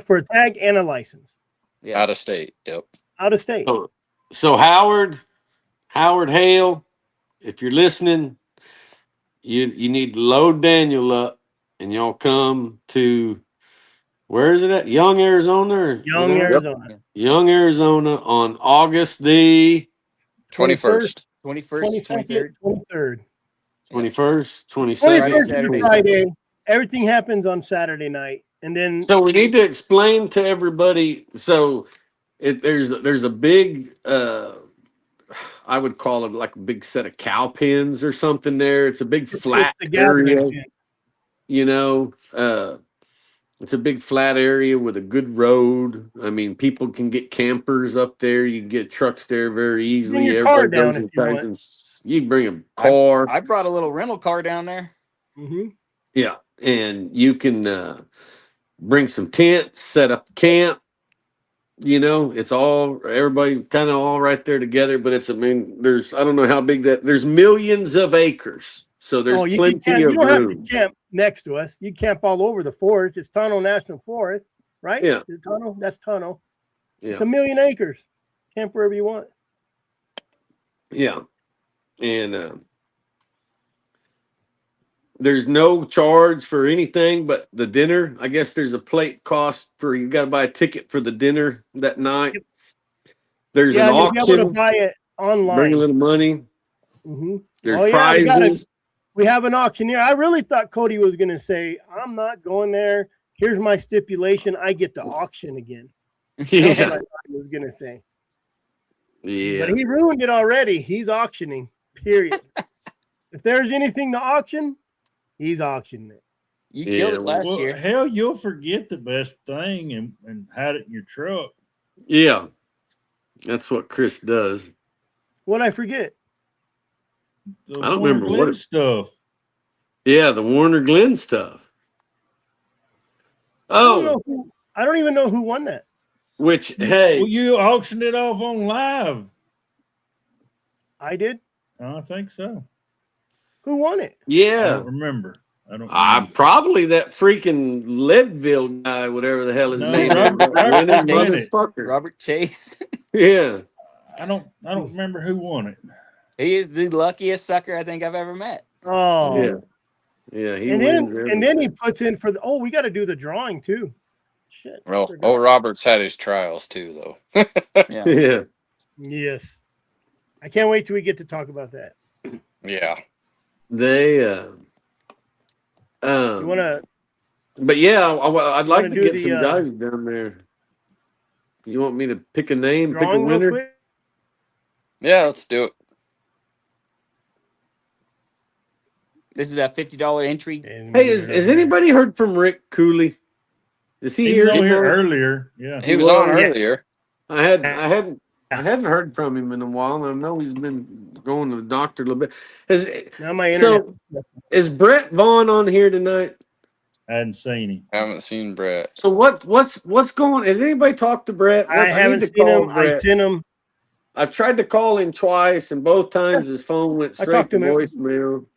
Well, I know he was headed down to the Mayo Clinic, right, Chris? No, Yeah, and he got that done with. But Yeah, what talked to him what this did he morning. find out? Have you heard anything? I think it's just non-disclosable yet, or no. They're checking his bladder. They're checking his bladder and checking his prostate. I think he has a little surgery coming up. Nothing big. I don't think it's nothing serious. really? I think he's going to go in for a little snip. You know, maybe his balls are too big. That's why he's so grouchy all the time. Who knows? Maybe. Take one of them. Very possible. Packing too much heat around. That'll Yeah. happen. Maybe that's what it is. Right. Riding them mules will do that to you, buddy. He's getting lightheaded. He's getting lightheaded. Yeah. No, but I think that's happening here pretty quick, and then he has a little bit of recovery time, and hopefully he's back on them mules. You know, But it's a great environment. Everybody just kind of camps around. You can go hunting if you want to. You can not go hunting if you don't want to. You can stay all week if you want to. They set a big tent up, and we have a big fancy steak dinner for everybody that buys a however much it was ticket. I don't even know, but It was $35 last year. it's really it's a pretty cool deal. And Good so time. if anybody wants to make the trip out, you can buy your licenses online. I think. I don't know. I'm talking out of line here a little bit. If you bring some candy, Cody will hang out with you, and if you find a big you find a big cane break, he'll sword fight with you like you did my boy. So Yep, I still have that on my phone on a video. oh yeah. Yeah, they. No, it's a good time. It's a good time. It's a good time, and I would like to see it. I would like to see it grow. It's always a blast. That's one of those events that was a blast. I had the time of my life, and going back this year with double the amount of people would just make it that much cooler. You know, there's some things in life where you're like, man, we don't need nobody else. This was fun. This was perfect. Let's keep it the way it is. But that would be a thing to help try to get some more guys out there and bring some of these guys from these other states. You know, it'd be nice to sit down and have a campfire chat while we're out there with someone from every state kind of sitting around talking for a few minutes about all the different issues that we all talk about every day. Oh, definitely. And see what's going on out their way, what they're seeing. And so, in real time. Yep. Yeah. No emojis.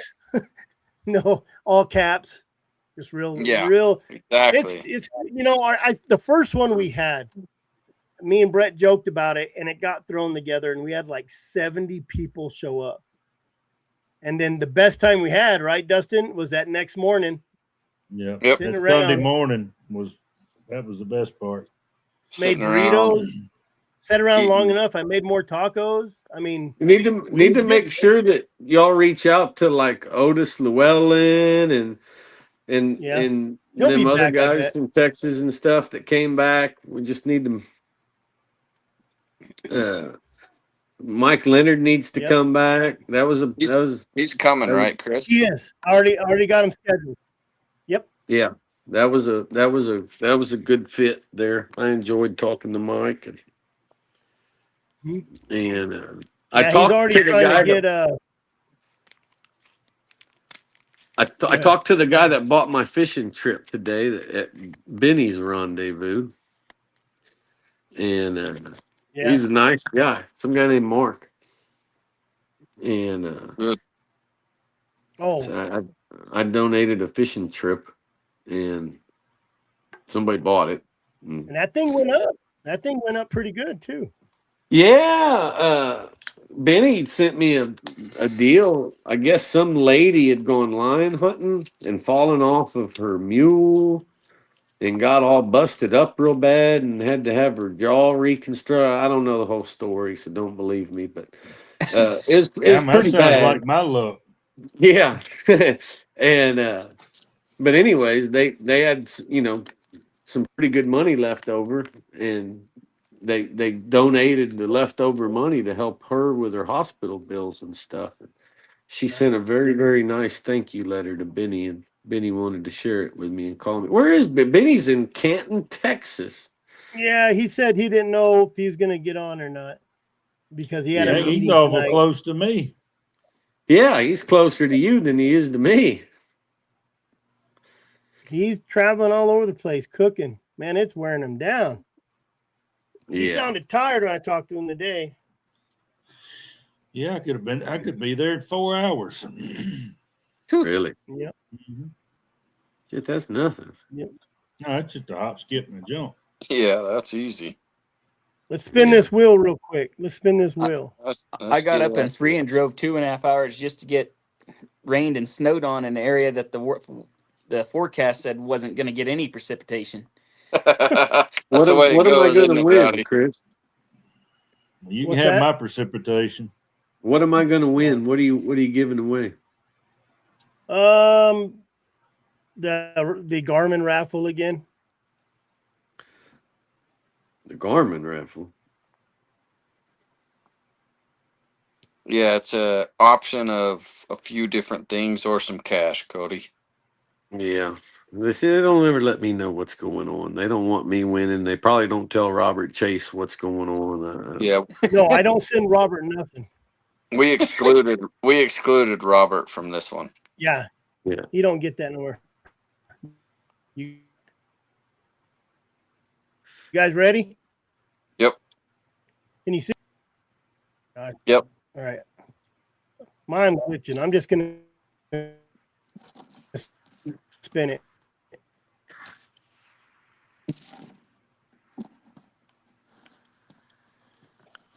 Are you going to spin it or?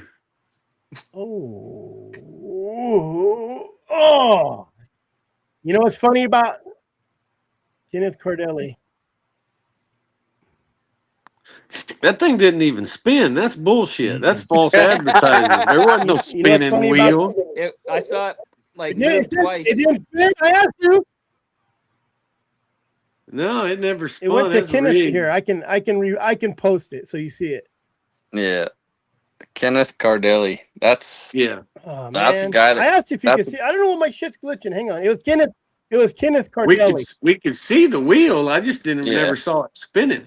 yeah, it didn't No, show it just spinning. kind of moved up like 2, and then that was it. Yeah, moved up to Oh. the guy that paid Chris off to win. Oh, well. Yeah. If I recognize that name That's right, I'm what pretty happens sure when you send me that's- extra $20. Yeah, who is that? So that Who's guy, you know Kenneth? what's funny? He just that's off the honey He hole. just I recognize the name. put in today. He was the last one. Really? Yeah. Yeah, So he was Well, good for him. number 39, and then my son-in-law was 40. Yeah. He's So my off son-in-law was the 40, and he's 39. Hey. I literally just put him in before we did. yeah. Hey, he- Dustin, being that you sell, not to change subject, but being that you sell all that Garmin stuff, you can't get a smoking deal on some Garmin avionics stuff, can you? yeah. Really? Yeah. Call me Yeah, tomorrow morning. We'll work it That out. shit's expensive, dude. Yeah. We can figure it out. Yeah. Yeah. Uh, Yeah. Well, all right. Good. we'll Good to chat. We'll Good chat. to- But yeah. I recognize that Well, name. hell, let me- Chris. If Let me he respin just- it till it hits your name. Nah. If Yeah. I recognize that name though, that guy he's off the honey hole, so he must have seen your post. What's the honey hole? Man, I have Uh, shitty internet. Oh, Jesus.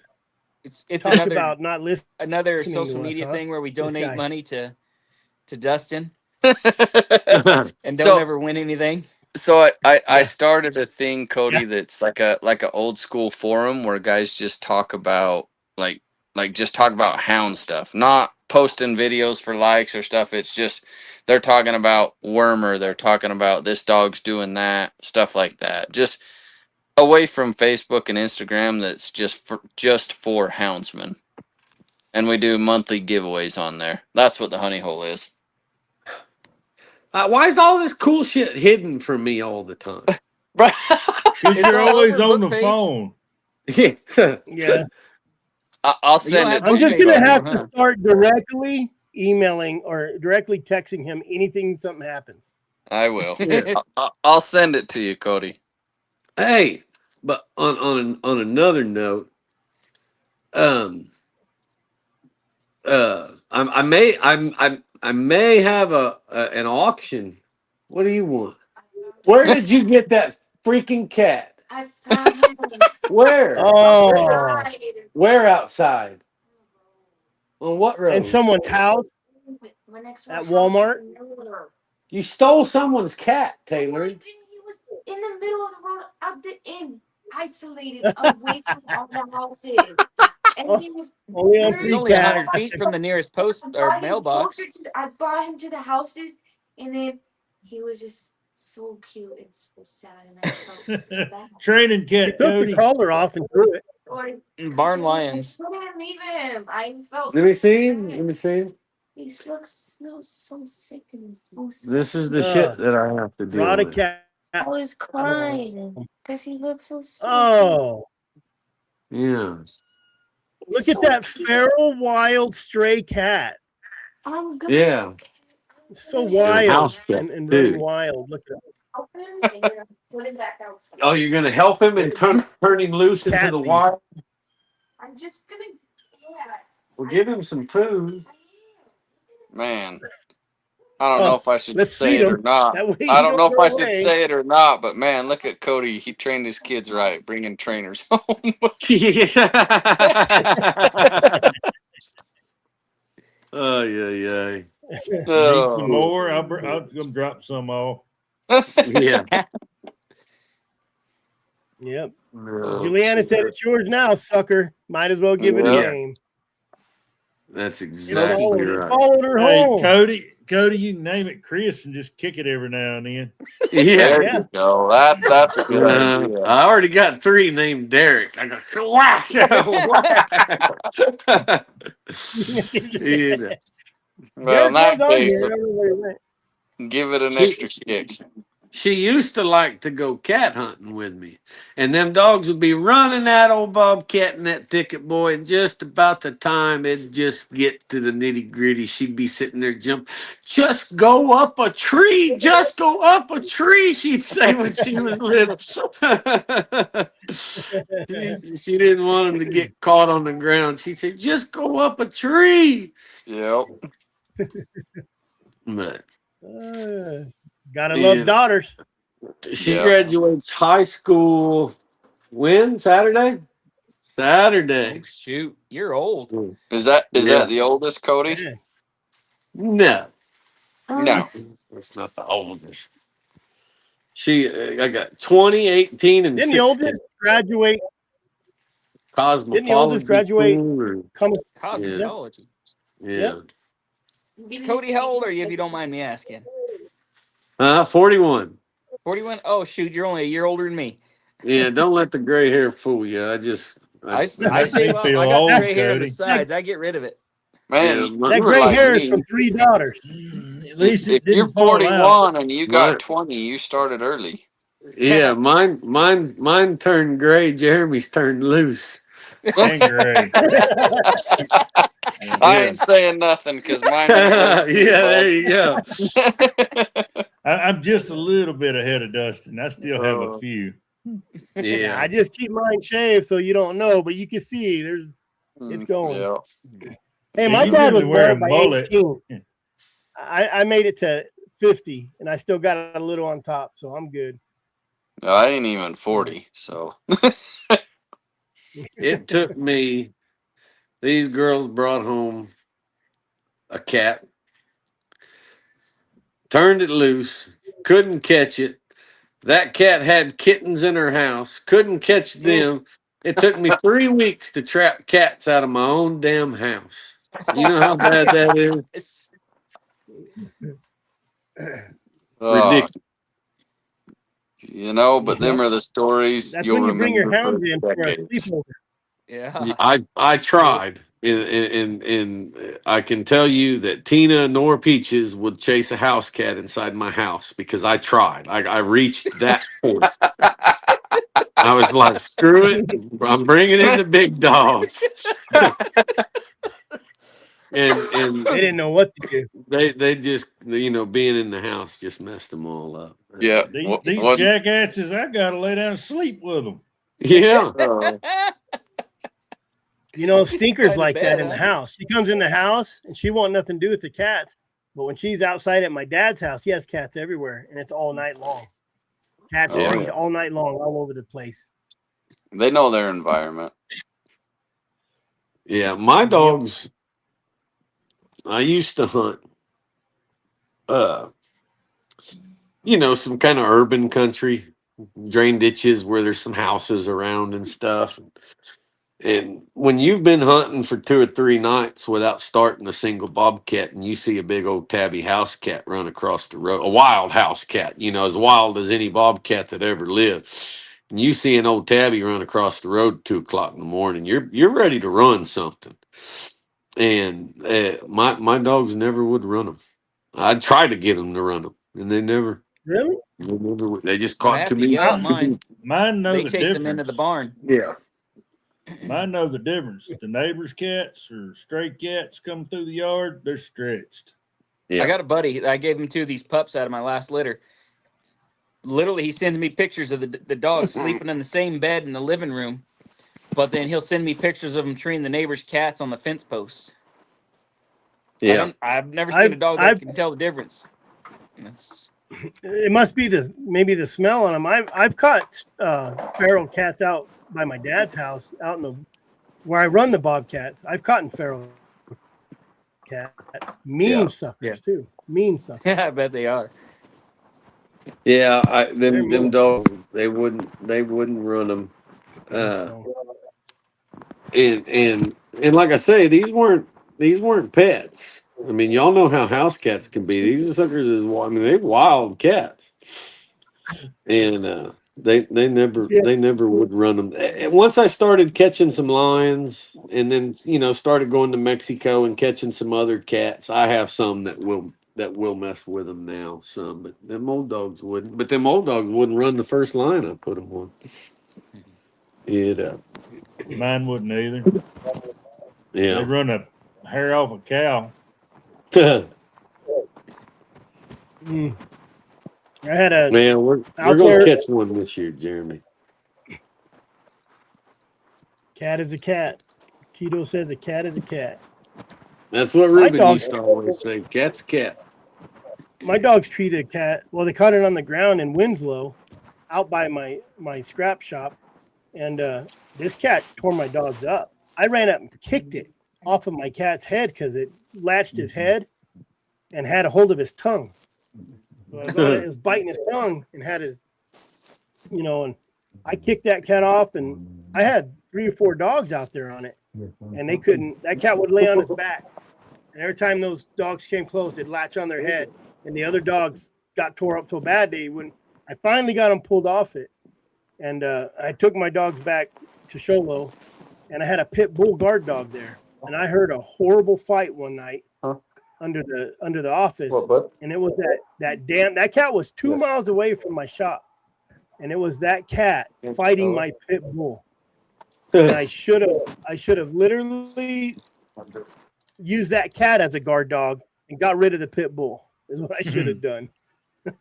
It was a mean cat, I may have told y'all this lie, but I was hunting down in Mexico one time. A landowner called me. He goes, "Man, I got a 1,000-acre game preserve, and we're dropping fawns, and I got a big old bobcat. Man, he's a big one, and he's killing all my fawns." And I loaded some dogs up and went down there. He's with me, of course. And we turned them dogs loose, and we're roding them down the road. I've never seen this since, and I'll never see it again. Never seen it before. And old bitch is probably 14 years old out in my driveway dying as we speak. But a white dog named Nieves. And she was roading them dogs in front of me. And the dogs were all there. Nieves was up front.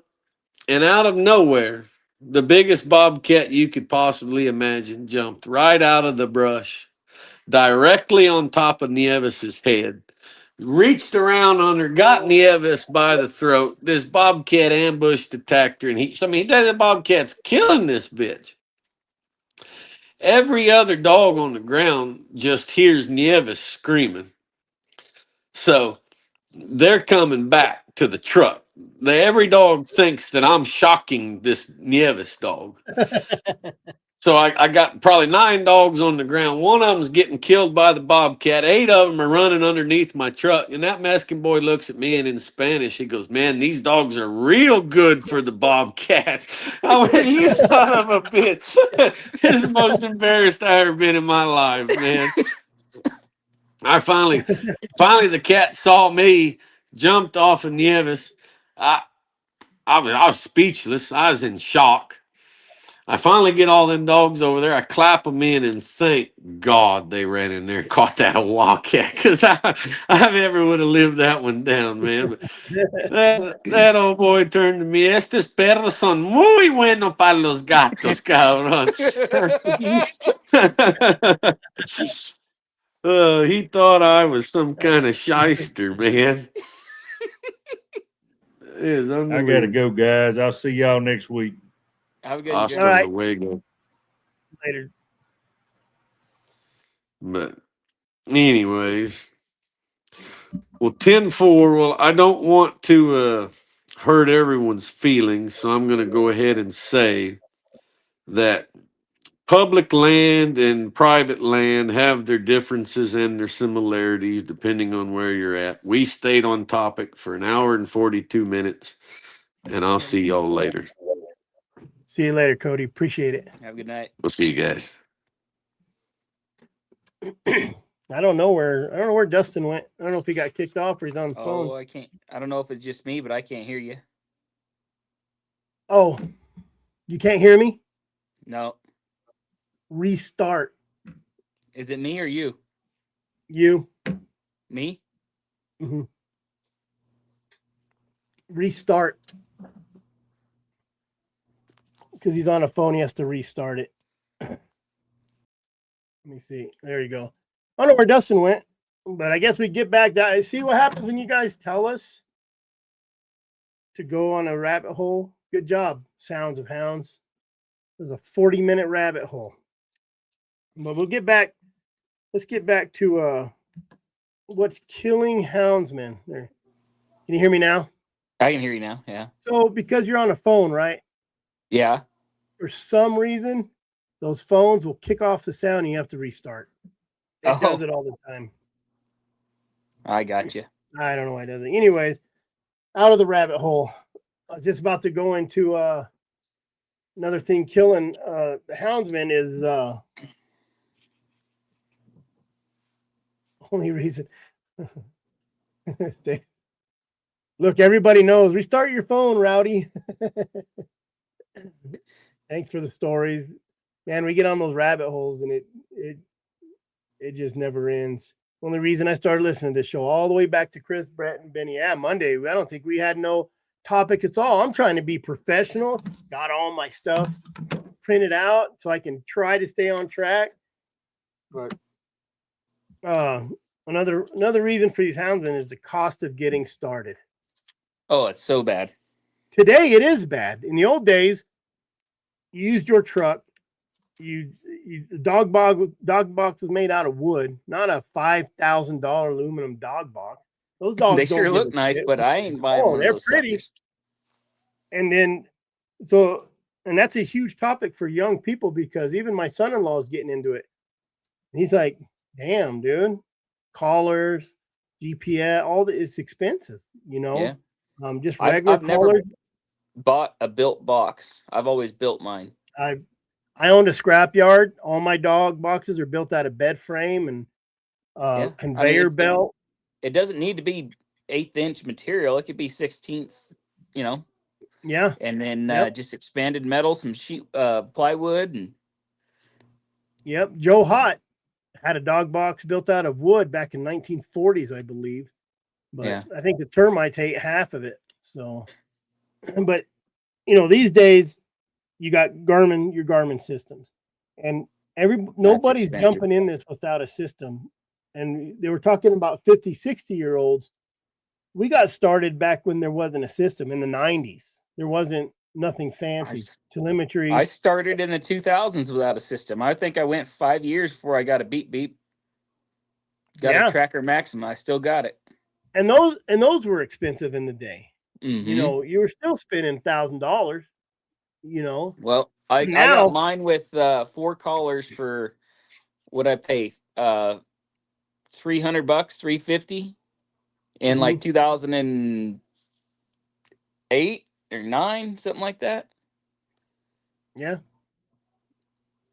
And so the systems were a little cheaper, but you got to remember, minimum wage was also $5 back in the 90s, Mm-hmm. And then you got fuel. Back in the old days, it was $20 to fill a tank. Now it's $80 to fill a tank. I paid $140 this morning for 20 gallons. Yeah. So then you got dog food. No one cared about dog food in the day. There was no I have to feed Victor or I have to feed Value Pack. It was Old Roy. It was Purina. It was $20 bag. I used to buy 55-gallon barrels from a guy for $50 that he swept up off the I think it's Purina and Flagstaff. He swept it up off the floor, put it in 55-gallon barrels. I bought it for $50. I don't know what was in it. Cat food, dog food. It was food. We used to have pigs, and we used to pick up slop. I had a restaurant that would scrape their plates, and we'd feed it to the pigs. Yeah. Middle of winter, we were feeding them blocks of Mexican food, But inside that, when we got them home, you dig through there. I'm talking big chunks of meat, chunks of meat. So I fed my dogs that shit too. Yeah. I knew a guy that's all he fed his dogs. He would go to the restaurants, get their scrapes and feed them to the dogs. I mean, I like what Brarley's doing, all that raw Ryan? Food. Yeah. And he runs around and takes the time to do it. Now, yep, that's you don't got a wife and kids, so he has a little bit more freedom than some of us. Yeah, exactly. It's quicker, easier. Just go buy 200 pounds of dog food a month. No, it is. But these days, to get a good dog food is $40 a bag. Yeah. And I think I'm paying $45 for Diamond High Energy. Yeah. It's 35 or 45. I think it's 45. It's 38 here. Maybe 42. Value Pack is 40, 42. But I used to just feed old Roy. And my dog, you don't realize, I don't know. I don't remember them shitting like they do with it now. Mm-hmm. But, that Value Pack, I'll feed Value Pack or Retriever. And then sometimes Diamond. Depends. I'll switch it up. I don't see no big deal in switching it up. A lot of people are like, oh, you got to wean them off it. But when you're getting low, dump a bag of Diamond in it. Or and then mix it up a little. And then that's what I would always do. If I was going to switch, I'd just mix it. Like I'd wait till I got to about quarter barrel, and I'd bring another bag in and I'd mix it in. Mm-hmm. And then so it'd be like a 50-50 mix. And then once that was gone, I'd move them straight over to the new food. And I have a guy who orders it by the semi-load. I think last week he had 8 tons left, and it was $1,500 a ton. And that was the black gold dog food. So if anybody wants to buy a ton, and it come out to $35 or $38 a bag, See, that's not bad. If I could get it for that price, I'd buy it by the ton. Yeah, black gold is a little bit more than $38. So you make a little bit of money. You save a little money on it. Yeah, but I tried. So I hit up I don't know, Big R, Tractor Supply. They're basically the same thing, different names. and then different feed stores. I can't find anything that'll beat Big R right here in town. Feed stores they cost more, but they're not giving any kind of discount if you buy it by the pallet, So I tell you I what just they buy it would. by the bag. What they need me to let do is let you go out and kill them goddamn horses on the Heber out on the forestry, because I'd Yeah. be feeding my dog nothing but horse meat. Oh, I would would too. be Yeah. eating horse meat. I don't care. Once a month, go out there and butcher a horse, but Mhm.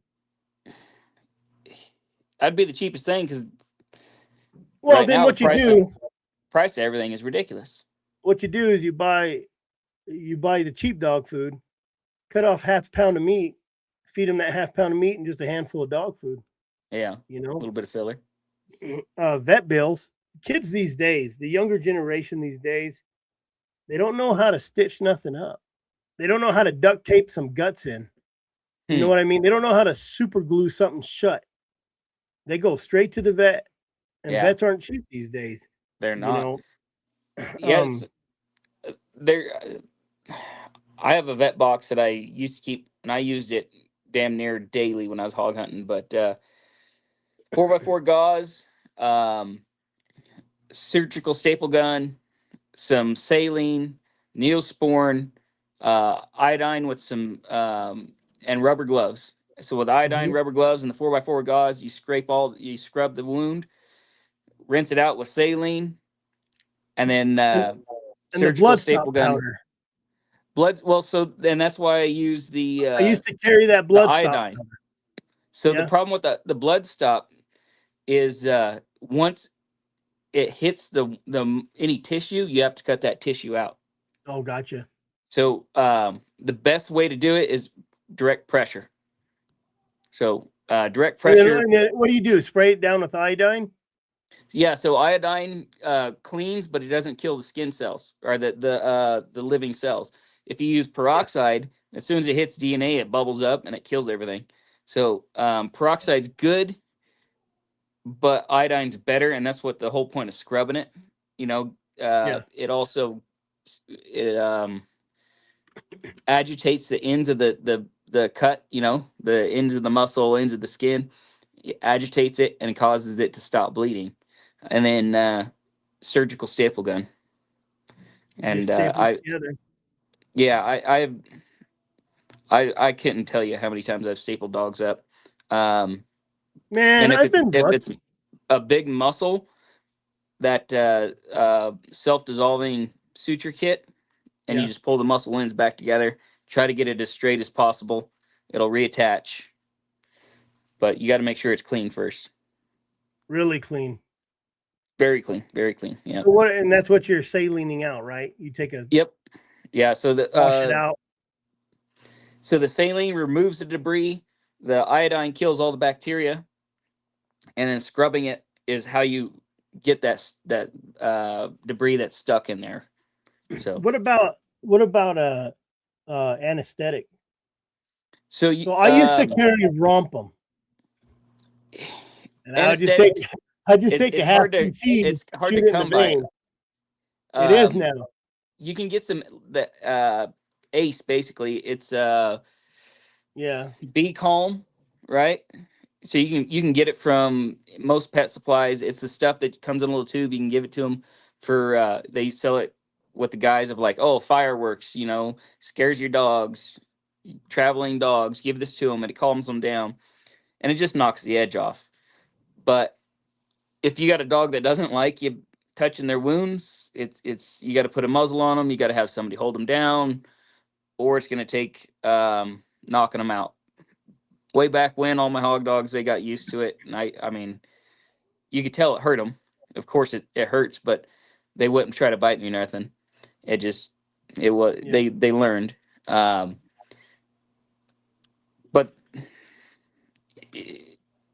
those are the biggest things I carried, and that's what works the best, especially being out on the side of a mountain. Well, pulling it out of a Ziploc bag on the pack. Here's the thing about young people is they don't know none of that. They don't carry none of that. Yeah. And they can't afford to fail. Yep. Because when you fell and you got 5 dogs, you still got to feed those dogs or find someone who's going to take them. And if they're no good, it's hard to find someone to take them. Mm-hmm. And Frank asked me, Chris, where do I get one of those hats? Frank, I'll send you a hat. I got to go get some more made. I just had a few made to see how they come out. They came out pretty good. So It does look good. yeah, it's all dirty. It looks dirty. It's not dirty in the light, but man, you put it on a fluorescent light and it shows all the crap. So most young guys can't afford to fell, and then land access. They don't, a lot of these guys that get into it because their buddy got into it, and it goes back to they're just buying dogs, they're buying systems. So if they're buying dogs, if they're giving dogs to them, if their dogs are given to them, they're probably shitty dogs. Typically, So they're going out there, they're running around, they're wasting gas, unless you get it, like we've talked about, the mentor. And that's a segue. It's going to be a segue to our loss of mentorship. So they already got social media. I think that's expectations, right? You got expectations. You watch social media, just like gold mining. Watch them, they pan the gold. You go out and you buy you a dry sleuth, a wet sleuth, you get the breaker, you get everything you need. You get the pan, you're $1,000 into it, and you go out there and you're not getting shit. Because I'm just going to be nice and say 60 to 70% of YouTube and social media is fake. It's scripted, it's set up. And I can tell you this about Brett Vaughn. I've talked to him. I said, well, maybe you have to script it a little bit. And he says, I'm not scripting shit. I want it to be real. I want it. And you can tell scripted. You can tell when someone scripted it and they're retards. Like it's just stupid. I don't know when Coda Money, I know you are allowed to take one. I don't know when it is. But the Game and Fish, azgfd.gov, has the regulations on it. They're out. So you can go check it out. Just go to Arizona Game and Fish Department hunting regulations, search it up, and they'll pop them up. So we talked about all that stuff, social media, what it costs. Now let's talk about if you do have a mentor. Let's say you do find somebody. And I think Dustin or someone was saying earlier, the mentorship is getting far and few between because it's what maybe I learned from my guy in the 90s and what he learned from his guy in the 70s and what he learned from his guy in the 50s. I don't know if it's getting watered down, but it's changing. Like you're going from reading a track to reading a GPS. Right? I mean, I was 16 years old teaching people how to track. When I was in my 18, 19, 20s, we were teaching sheriffs and border patrol agents how to man track. Yeah. I don't think a lot of these, they think I have a dog. I don't need the track. I don't know how to read the sign, but you do. That's because they don't know. No, they're reading their GPS. They're reading their Oh. GPS and they're seeing their dog treed, right? They don't know, they don't get there in time or it jumps or whatever the deal.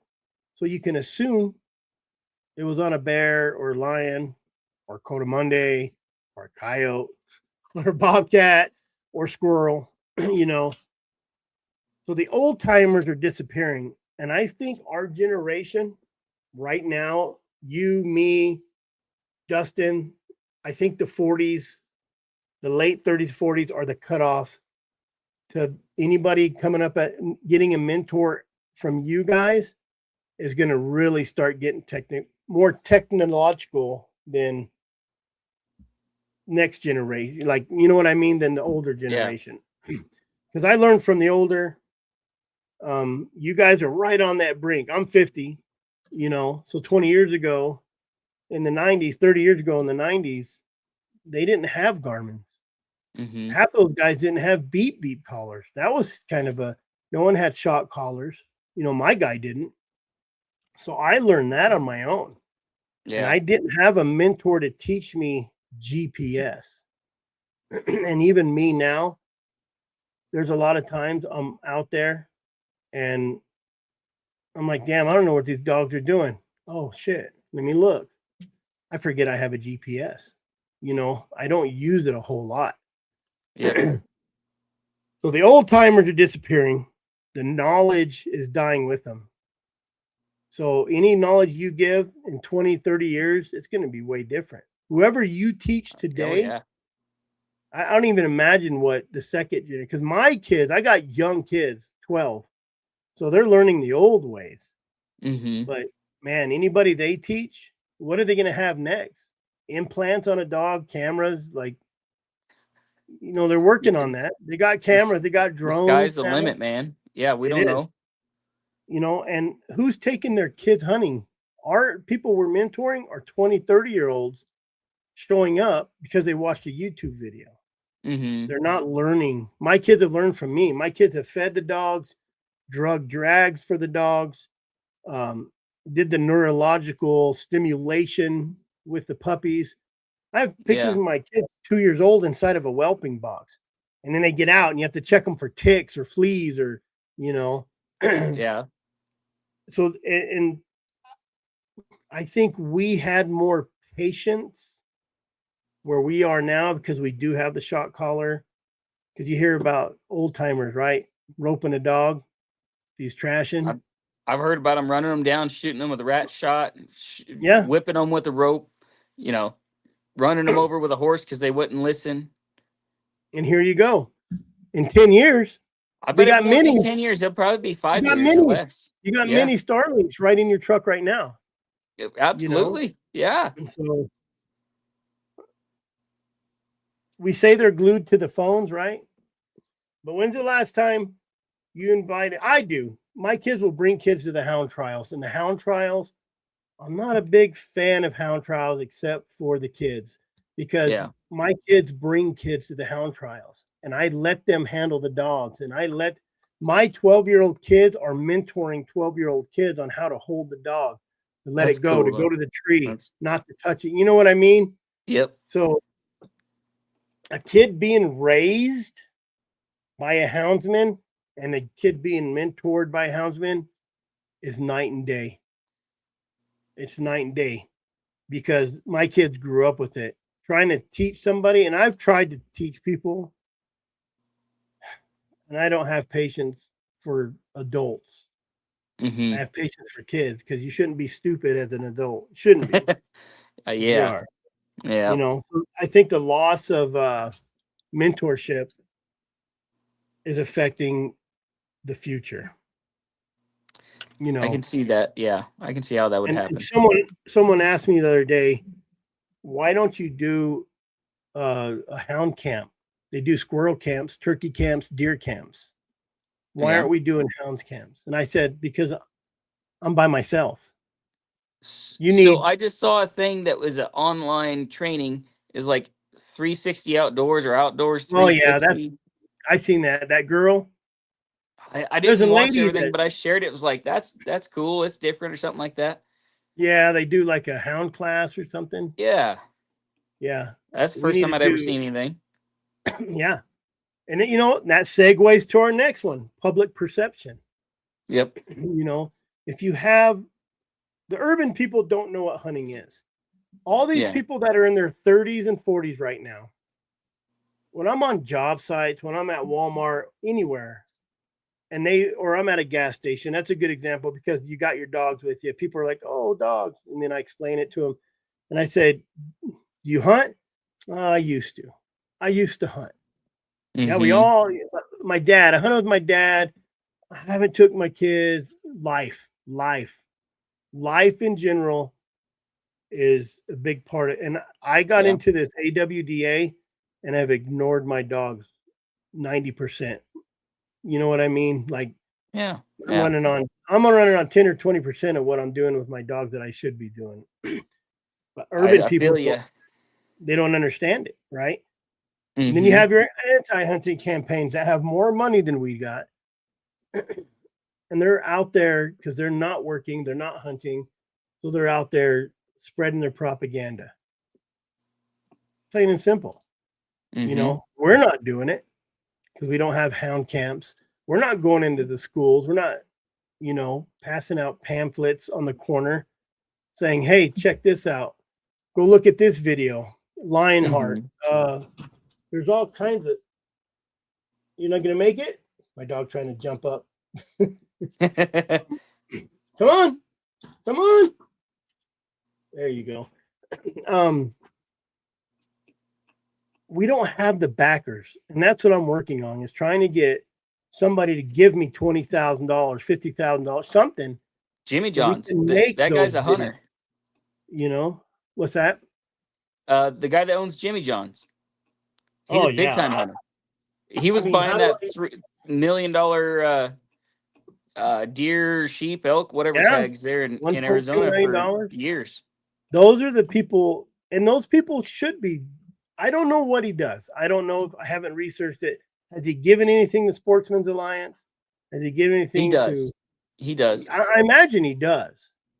But yeah, I think it's Sportsman's Alliance. He works like he donates a bunch too. Here's the thing with that. Sportsman's Alliance works on everything. Right? So I need money to work on what I need. Quail Forever needs money to work on they need. Bird Dog Guy, all those, everybody needs to work on their own stuff. So it's hard to get. That's why you need a universe like Sportsman's Alliance. Yeah. I don't know how they do it. I know the Arizona Sportsmen for Wildlife Conservation, they give out grants all the time to people. Yeah. Thing is I'm stupid and I've never done that stuff and I don't know how to do that stuff. So I don't know, man. You're doing pretty damn good. You're figuring everything out so far. I don't know about figuring it out. I'm trying to figure it out. You're killing it, dude. That Aldo Leopold award, that's freaking cool, man. Yeah. A little bit of recognition for all your hard work. I thought it was a scam at first, I'll be honest. I called the guy and like, hey, you got an email going around saying some shit. And he goes, nope. I said, well, what is it? Just because you're a badass. I'm like, man, I don't even feel like I'm doing enough. You know? Because that's I have the thing. a life. We always too. feel like we're never doing enough. Especially when it's not what you do. I'm not making $100,000 a year to do this. Yeah. I'm trying to do it as much as I can, 8 o'clock at night, 10 o'clock at night. You're spending money to do it and not making money to do it. No, like we'll have 5,000 in the count, then 3,000, 7,000, it goes back and forth. And even on these raffles, we don't make a ton of money on these raffles. Yeah. By the time everything's paid for, but just keep on going. For sure. But then you got these viral clips that are hurting the image. You got hunters behaving badly. And some of that's the new hunters, and some of that's with no mentorship, Yep. That public opinion is a big deal. It's a very big deal. So when you're in public and you're beating a dog or your dogs are too skinny, like, don't take them to public. Don't put them on the internet, period. Mm-hmm. And then I think technology and easy hunting is killing it. I don't think people are, I don't think they're learning how hard it is to do it, because when you buy, and this has caused a lot of drama. When you buy a dog, I don't think you learn a dog if you're not raising a dog. Mm-hmm. It's like adopting a 12-year-old kid. You don't know how to change diapers. You know what I mean? You don't know what it is to start, like, you don't know what the terrible twos are. You don't know the learning process in an 8 to 10-year-old. Here, that is called jail time. What's jail time? What did I do wrong? Oh, beating a dog. Yeah, probably. I get it. I think the road hunting culture, the Garmin dependence is diluting down it's like taking a chisel and building a cabinet and a hand plane instead of a shaper and a joiner, you know what I mean? And a router. Mm-hmm. Yeah, having to be intimate with all the ins and outs is what makes you a houndsman or a hounds person, Yes. buying your way into it, you just don't have that foundation. That appreciation Yeah. to teach and to learn yourself. I think Yeah. in order to learn yourself, you have to teach and you have to make those mistakes. You know, and I've never bought a good dog, and everybody tells you once you buy a good dog, you know how shitty yours are. And that's probably true. Yeah. You know, and I probably deserve to buy a good dog now, what my dogs are supposed to be, you know, so I can learn more. But I'm not the Derringers. I'm not the Meekums. I'm not hunting every day. It's not my job. Mm-hmm. You know, I'm a hobby houndsman. Even if I'm going 5 days a week, I still have other things to do. And that's 95% of us. You know, so are we raising? We're all hobbyists. Unless are we raising we're tougher guiding dogs, or are we're softer hunters? You know. Yeah. Yep. Technology. So what's the big thing hurting hound hunting right now? I would say experience, technology.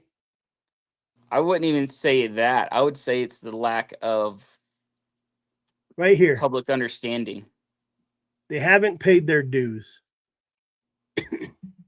You know, that to me, that's like the military. You have people that go to OCS school, officer cadet training, and they're not a private. They're not a sergeant. You know what I mean? They're just an officer. That's why everybody gives officers a lot of shit, because they're not, you know, don't call me sir, I work for a living, all that BS. So Yeah. yep. But I think the lack of mentorship and being able to run with a guy that's 30 years older than you, that used to do it out of a 1970 pickup with no brakes, like Mike Root, didn't have no trackers, didn't SOS their Garmin when they got stuck out in the hills instead of building a fire because they didn't have a lighter. Go to any of these hunters out there and see if they got a lighter and a knife in their pocket. And you'll be surprised how many do not. You know, weather. Jeremy said weather. Jeremiah said weather, like Jeremy. Weather's got me today. And lack of people making their kids. This is a fact because they're not. It's hard in the city when both your parents are working. It's very hard in the city. Yeah, and that's why we should have these hound camps, just like they have the squirrel camps. And I'm actually working with some people, which I got to get hold of him. He's supposed to call. I'm working with somebody and gonna bring dogs to his squirrel camp. They were gonna cancel the squirrel camp this year, and he's supposed to get it together. It's gonna be October. I'm like, dude, you got 2 or 3 months. I'll advertise it. We'll get some kids there. And said, and I'll bring Stinker. She's a squirrel dog, to get people like, oh, dogs, and just like where the Redfern grows. How many people watched that and wanted hounds? I did. I was like 6 years old, and I remember going, that is the coolest thing ever. Yeah. How many kids would want a hound after they see a hound tree a squirrel? That's the easiest thing to train. I didn't train her on a squirrel. I showed her one squirrel, and she's squirrel crazy. It's a ton of fun, too. It's great. Fun. Chasing a squirrel around a tree, going, where the hell did it go? Is it behind that limb or in that nest? It's because they vape now and don't need a lighter. You know, that's true. It's all the homosexual tendencies. I always carry a lighter. When I'm somewhere, I ask my 12-year-old kids, my 7-year-olds, I'm like, hey, let me see your lighter. Oh, I don't have it. I'm like, you're grounded. You always carry a lighter. You know, the only way they can't carry a lighter and a knife is in school, and that's it. Yep. So, in other words, we're not raising the next generation.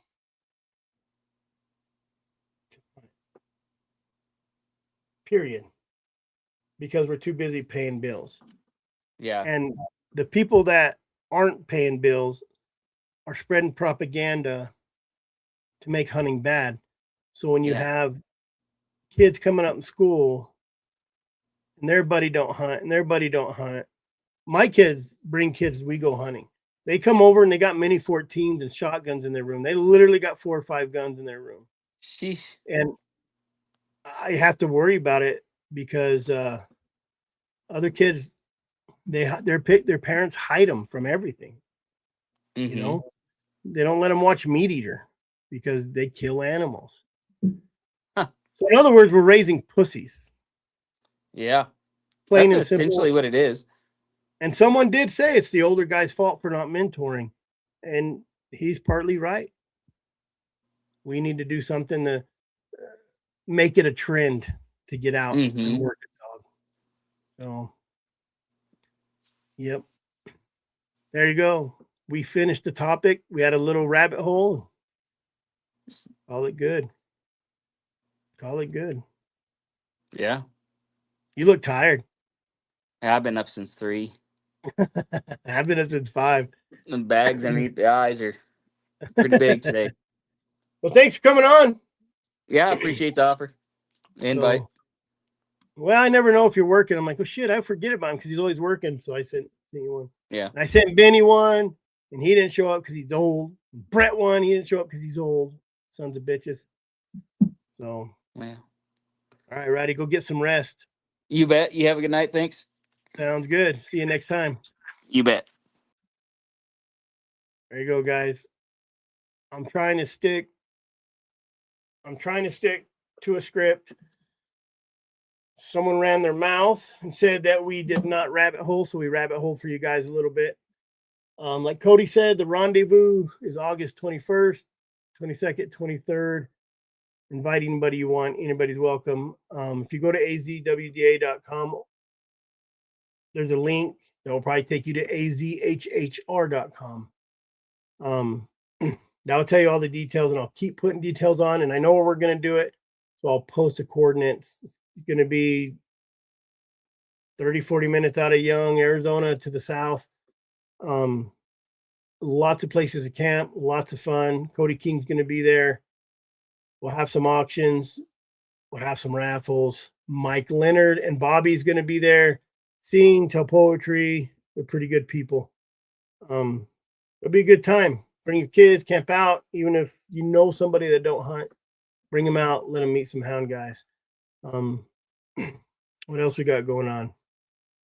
Become a member of the Arizona Working Dog Alliance, azwda.com. Become a member, sponsor, donate. We have different packages. Hats, shirts, go to coldstrikegear.com. Open the tab, go down to AWDA swag. And we got sweatshirts, hats on there. This one's an embroidered one. Frank, I'll get you one because he's a big time supporter. Other than that, I appreciate you guys coming on. Sorry about jumping all over the place. Kids sports, which we don't usually play, they're playing. So I'll probably stick to Wednesdays. YouTube videos, I got a good puppy one on, and a Go to the Houndsman, this channel. Go check it out. Like it, subscribe, share it. Other than that, I hope you guys have a good night, and always remember, keep your powder dry and stay safe out there. Well, bye.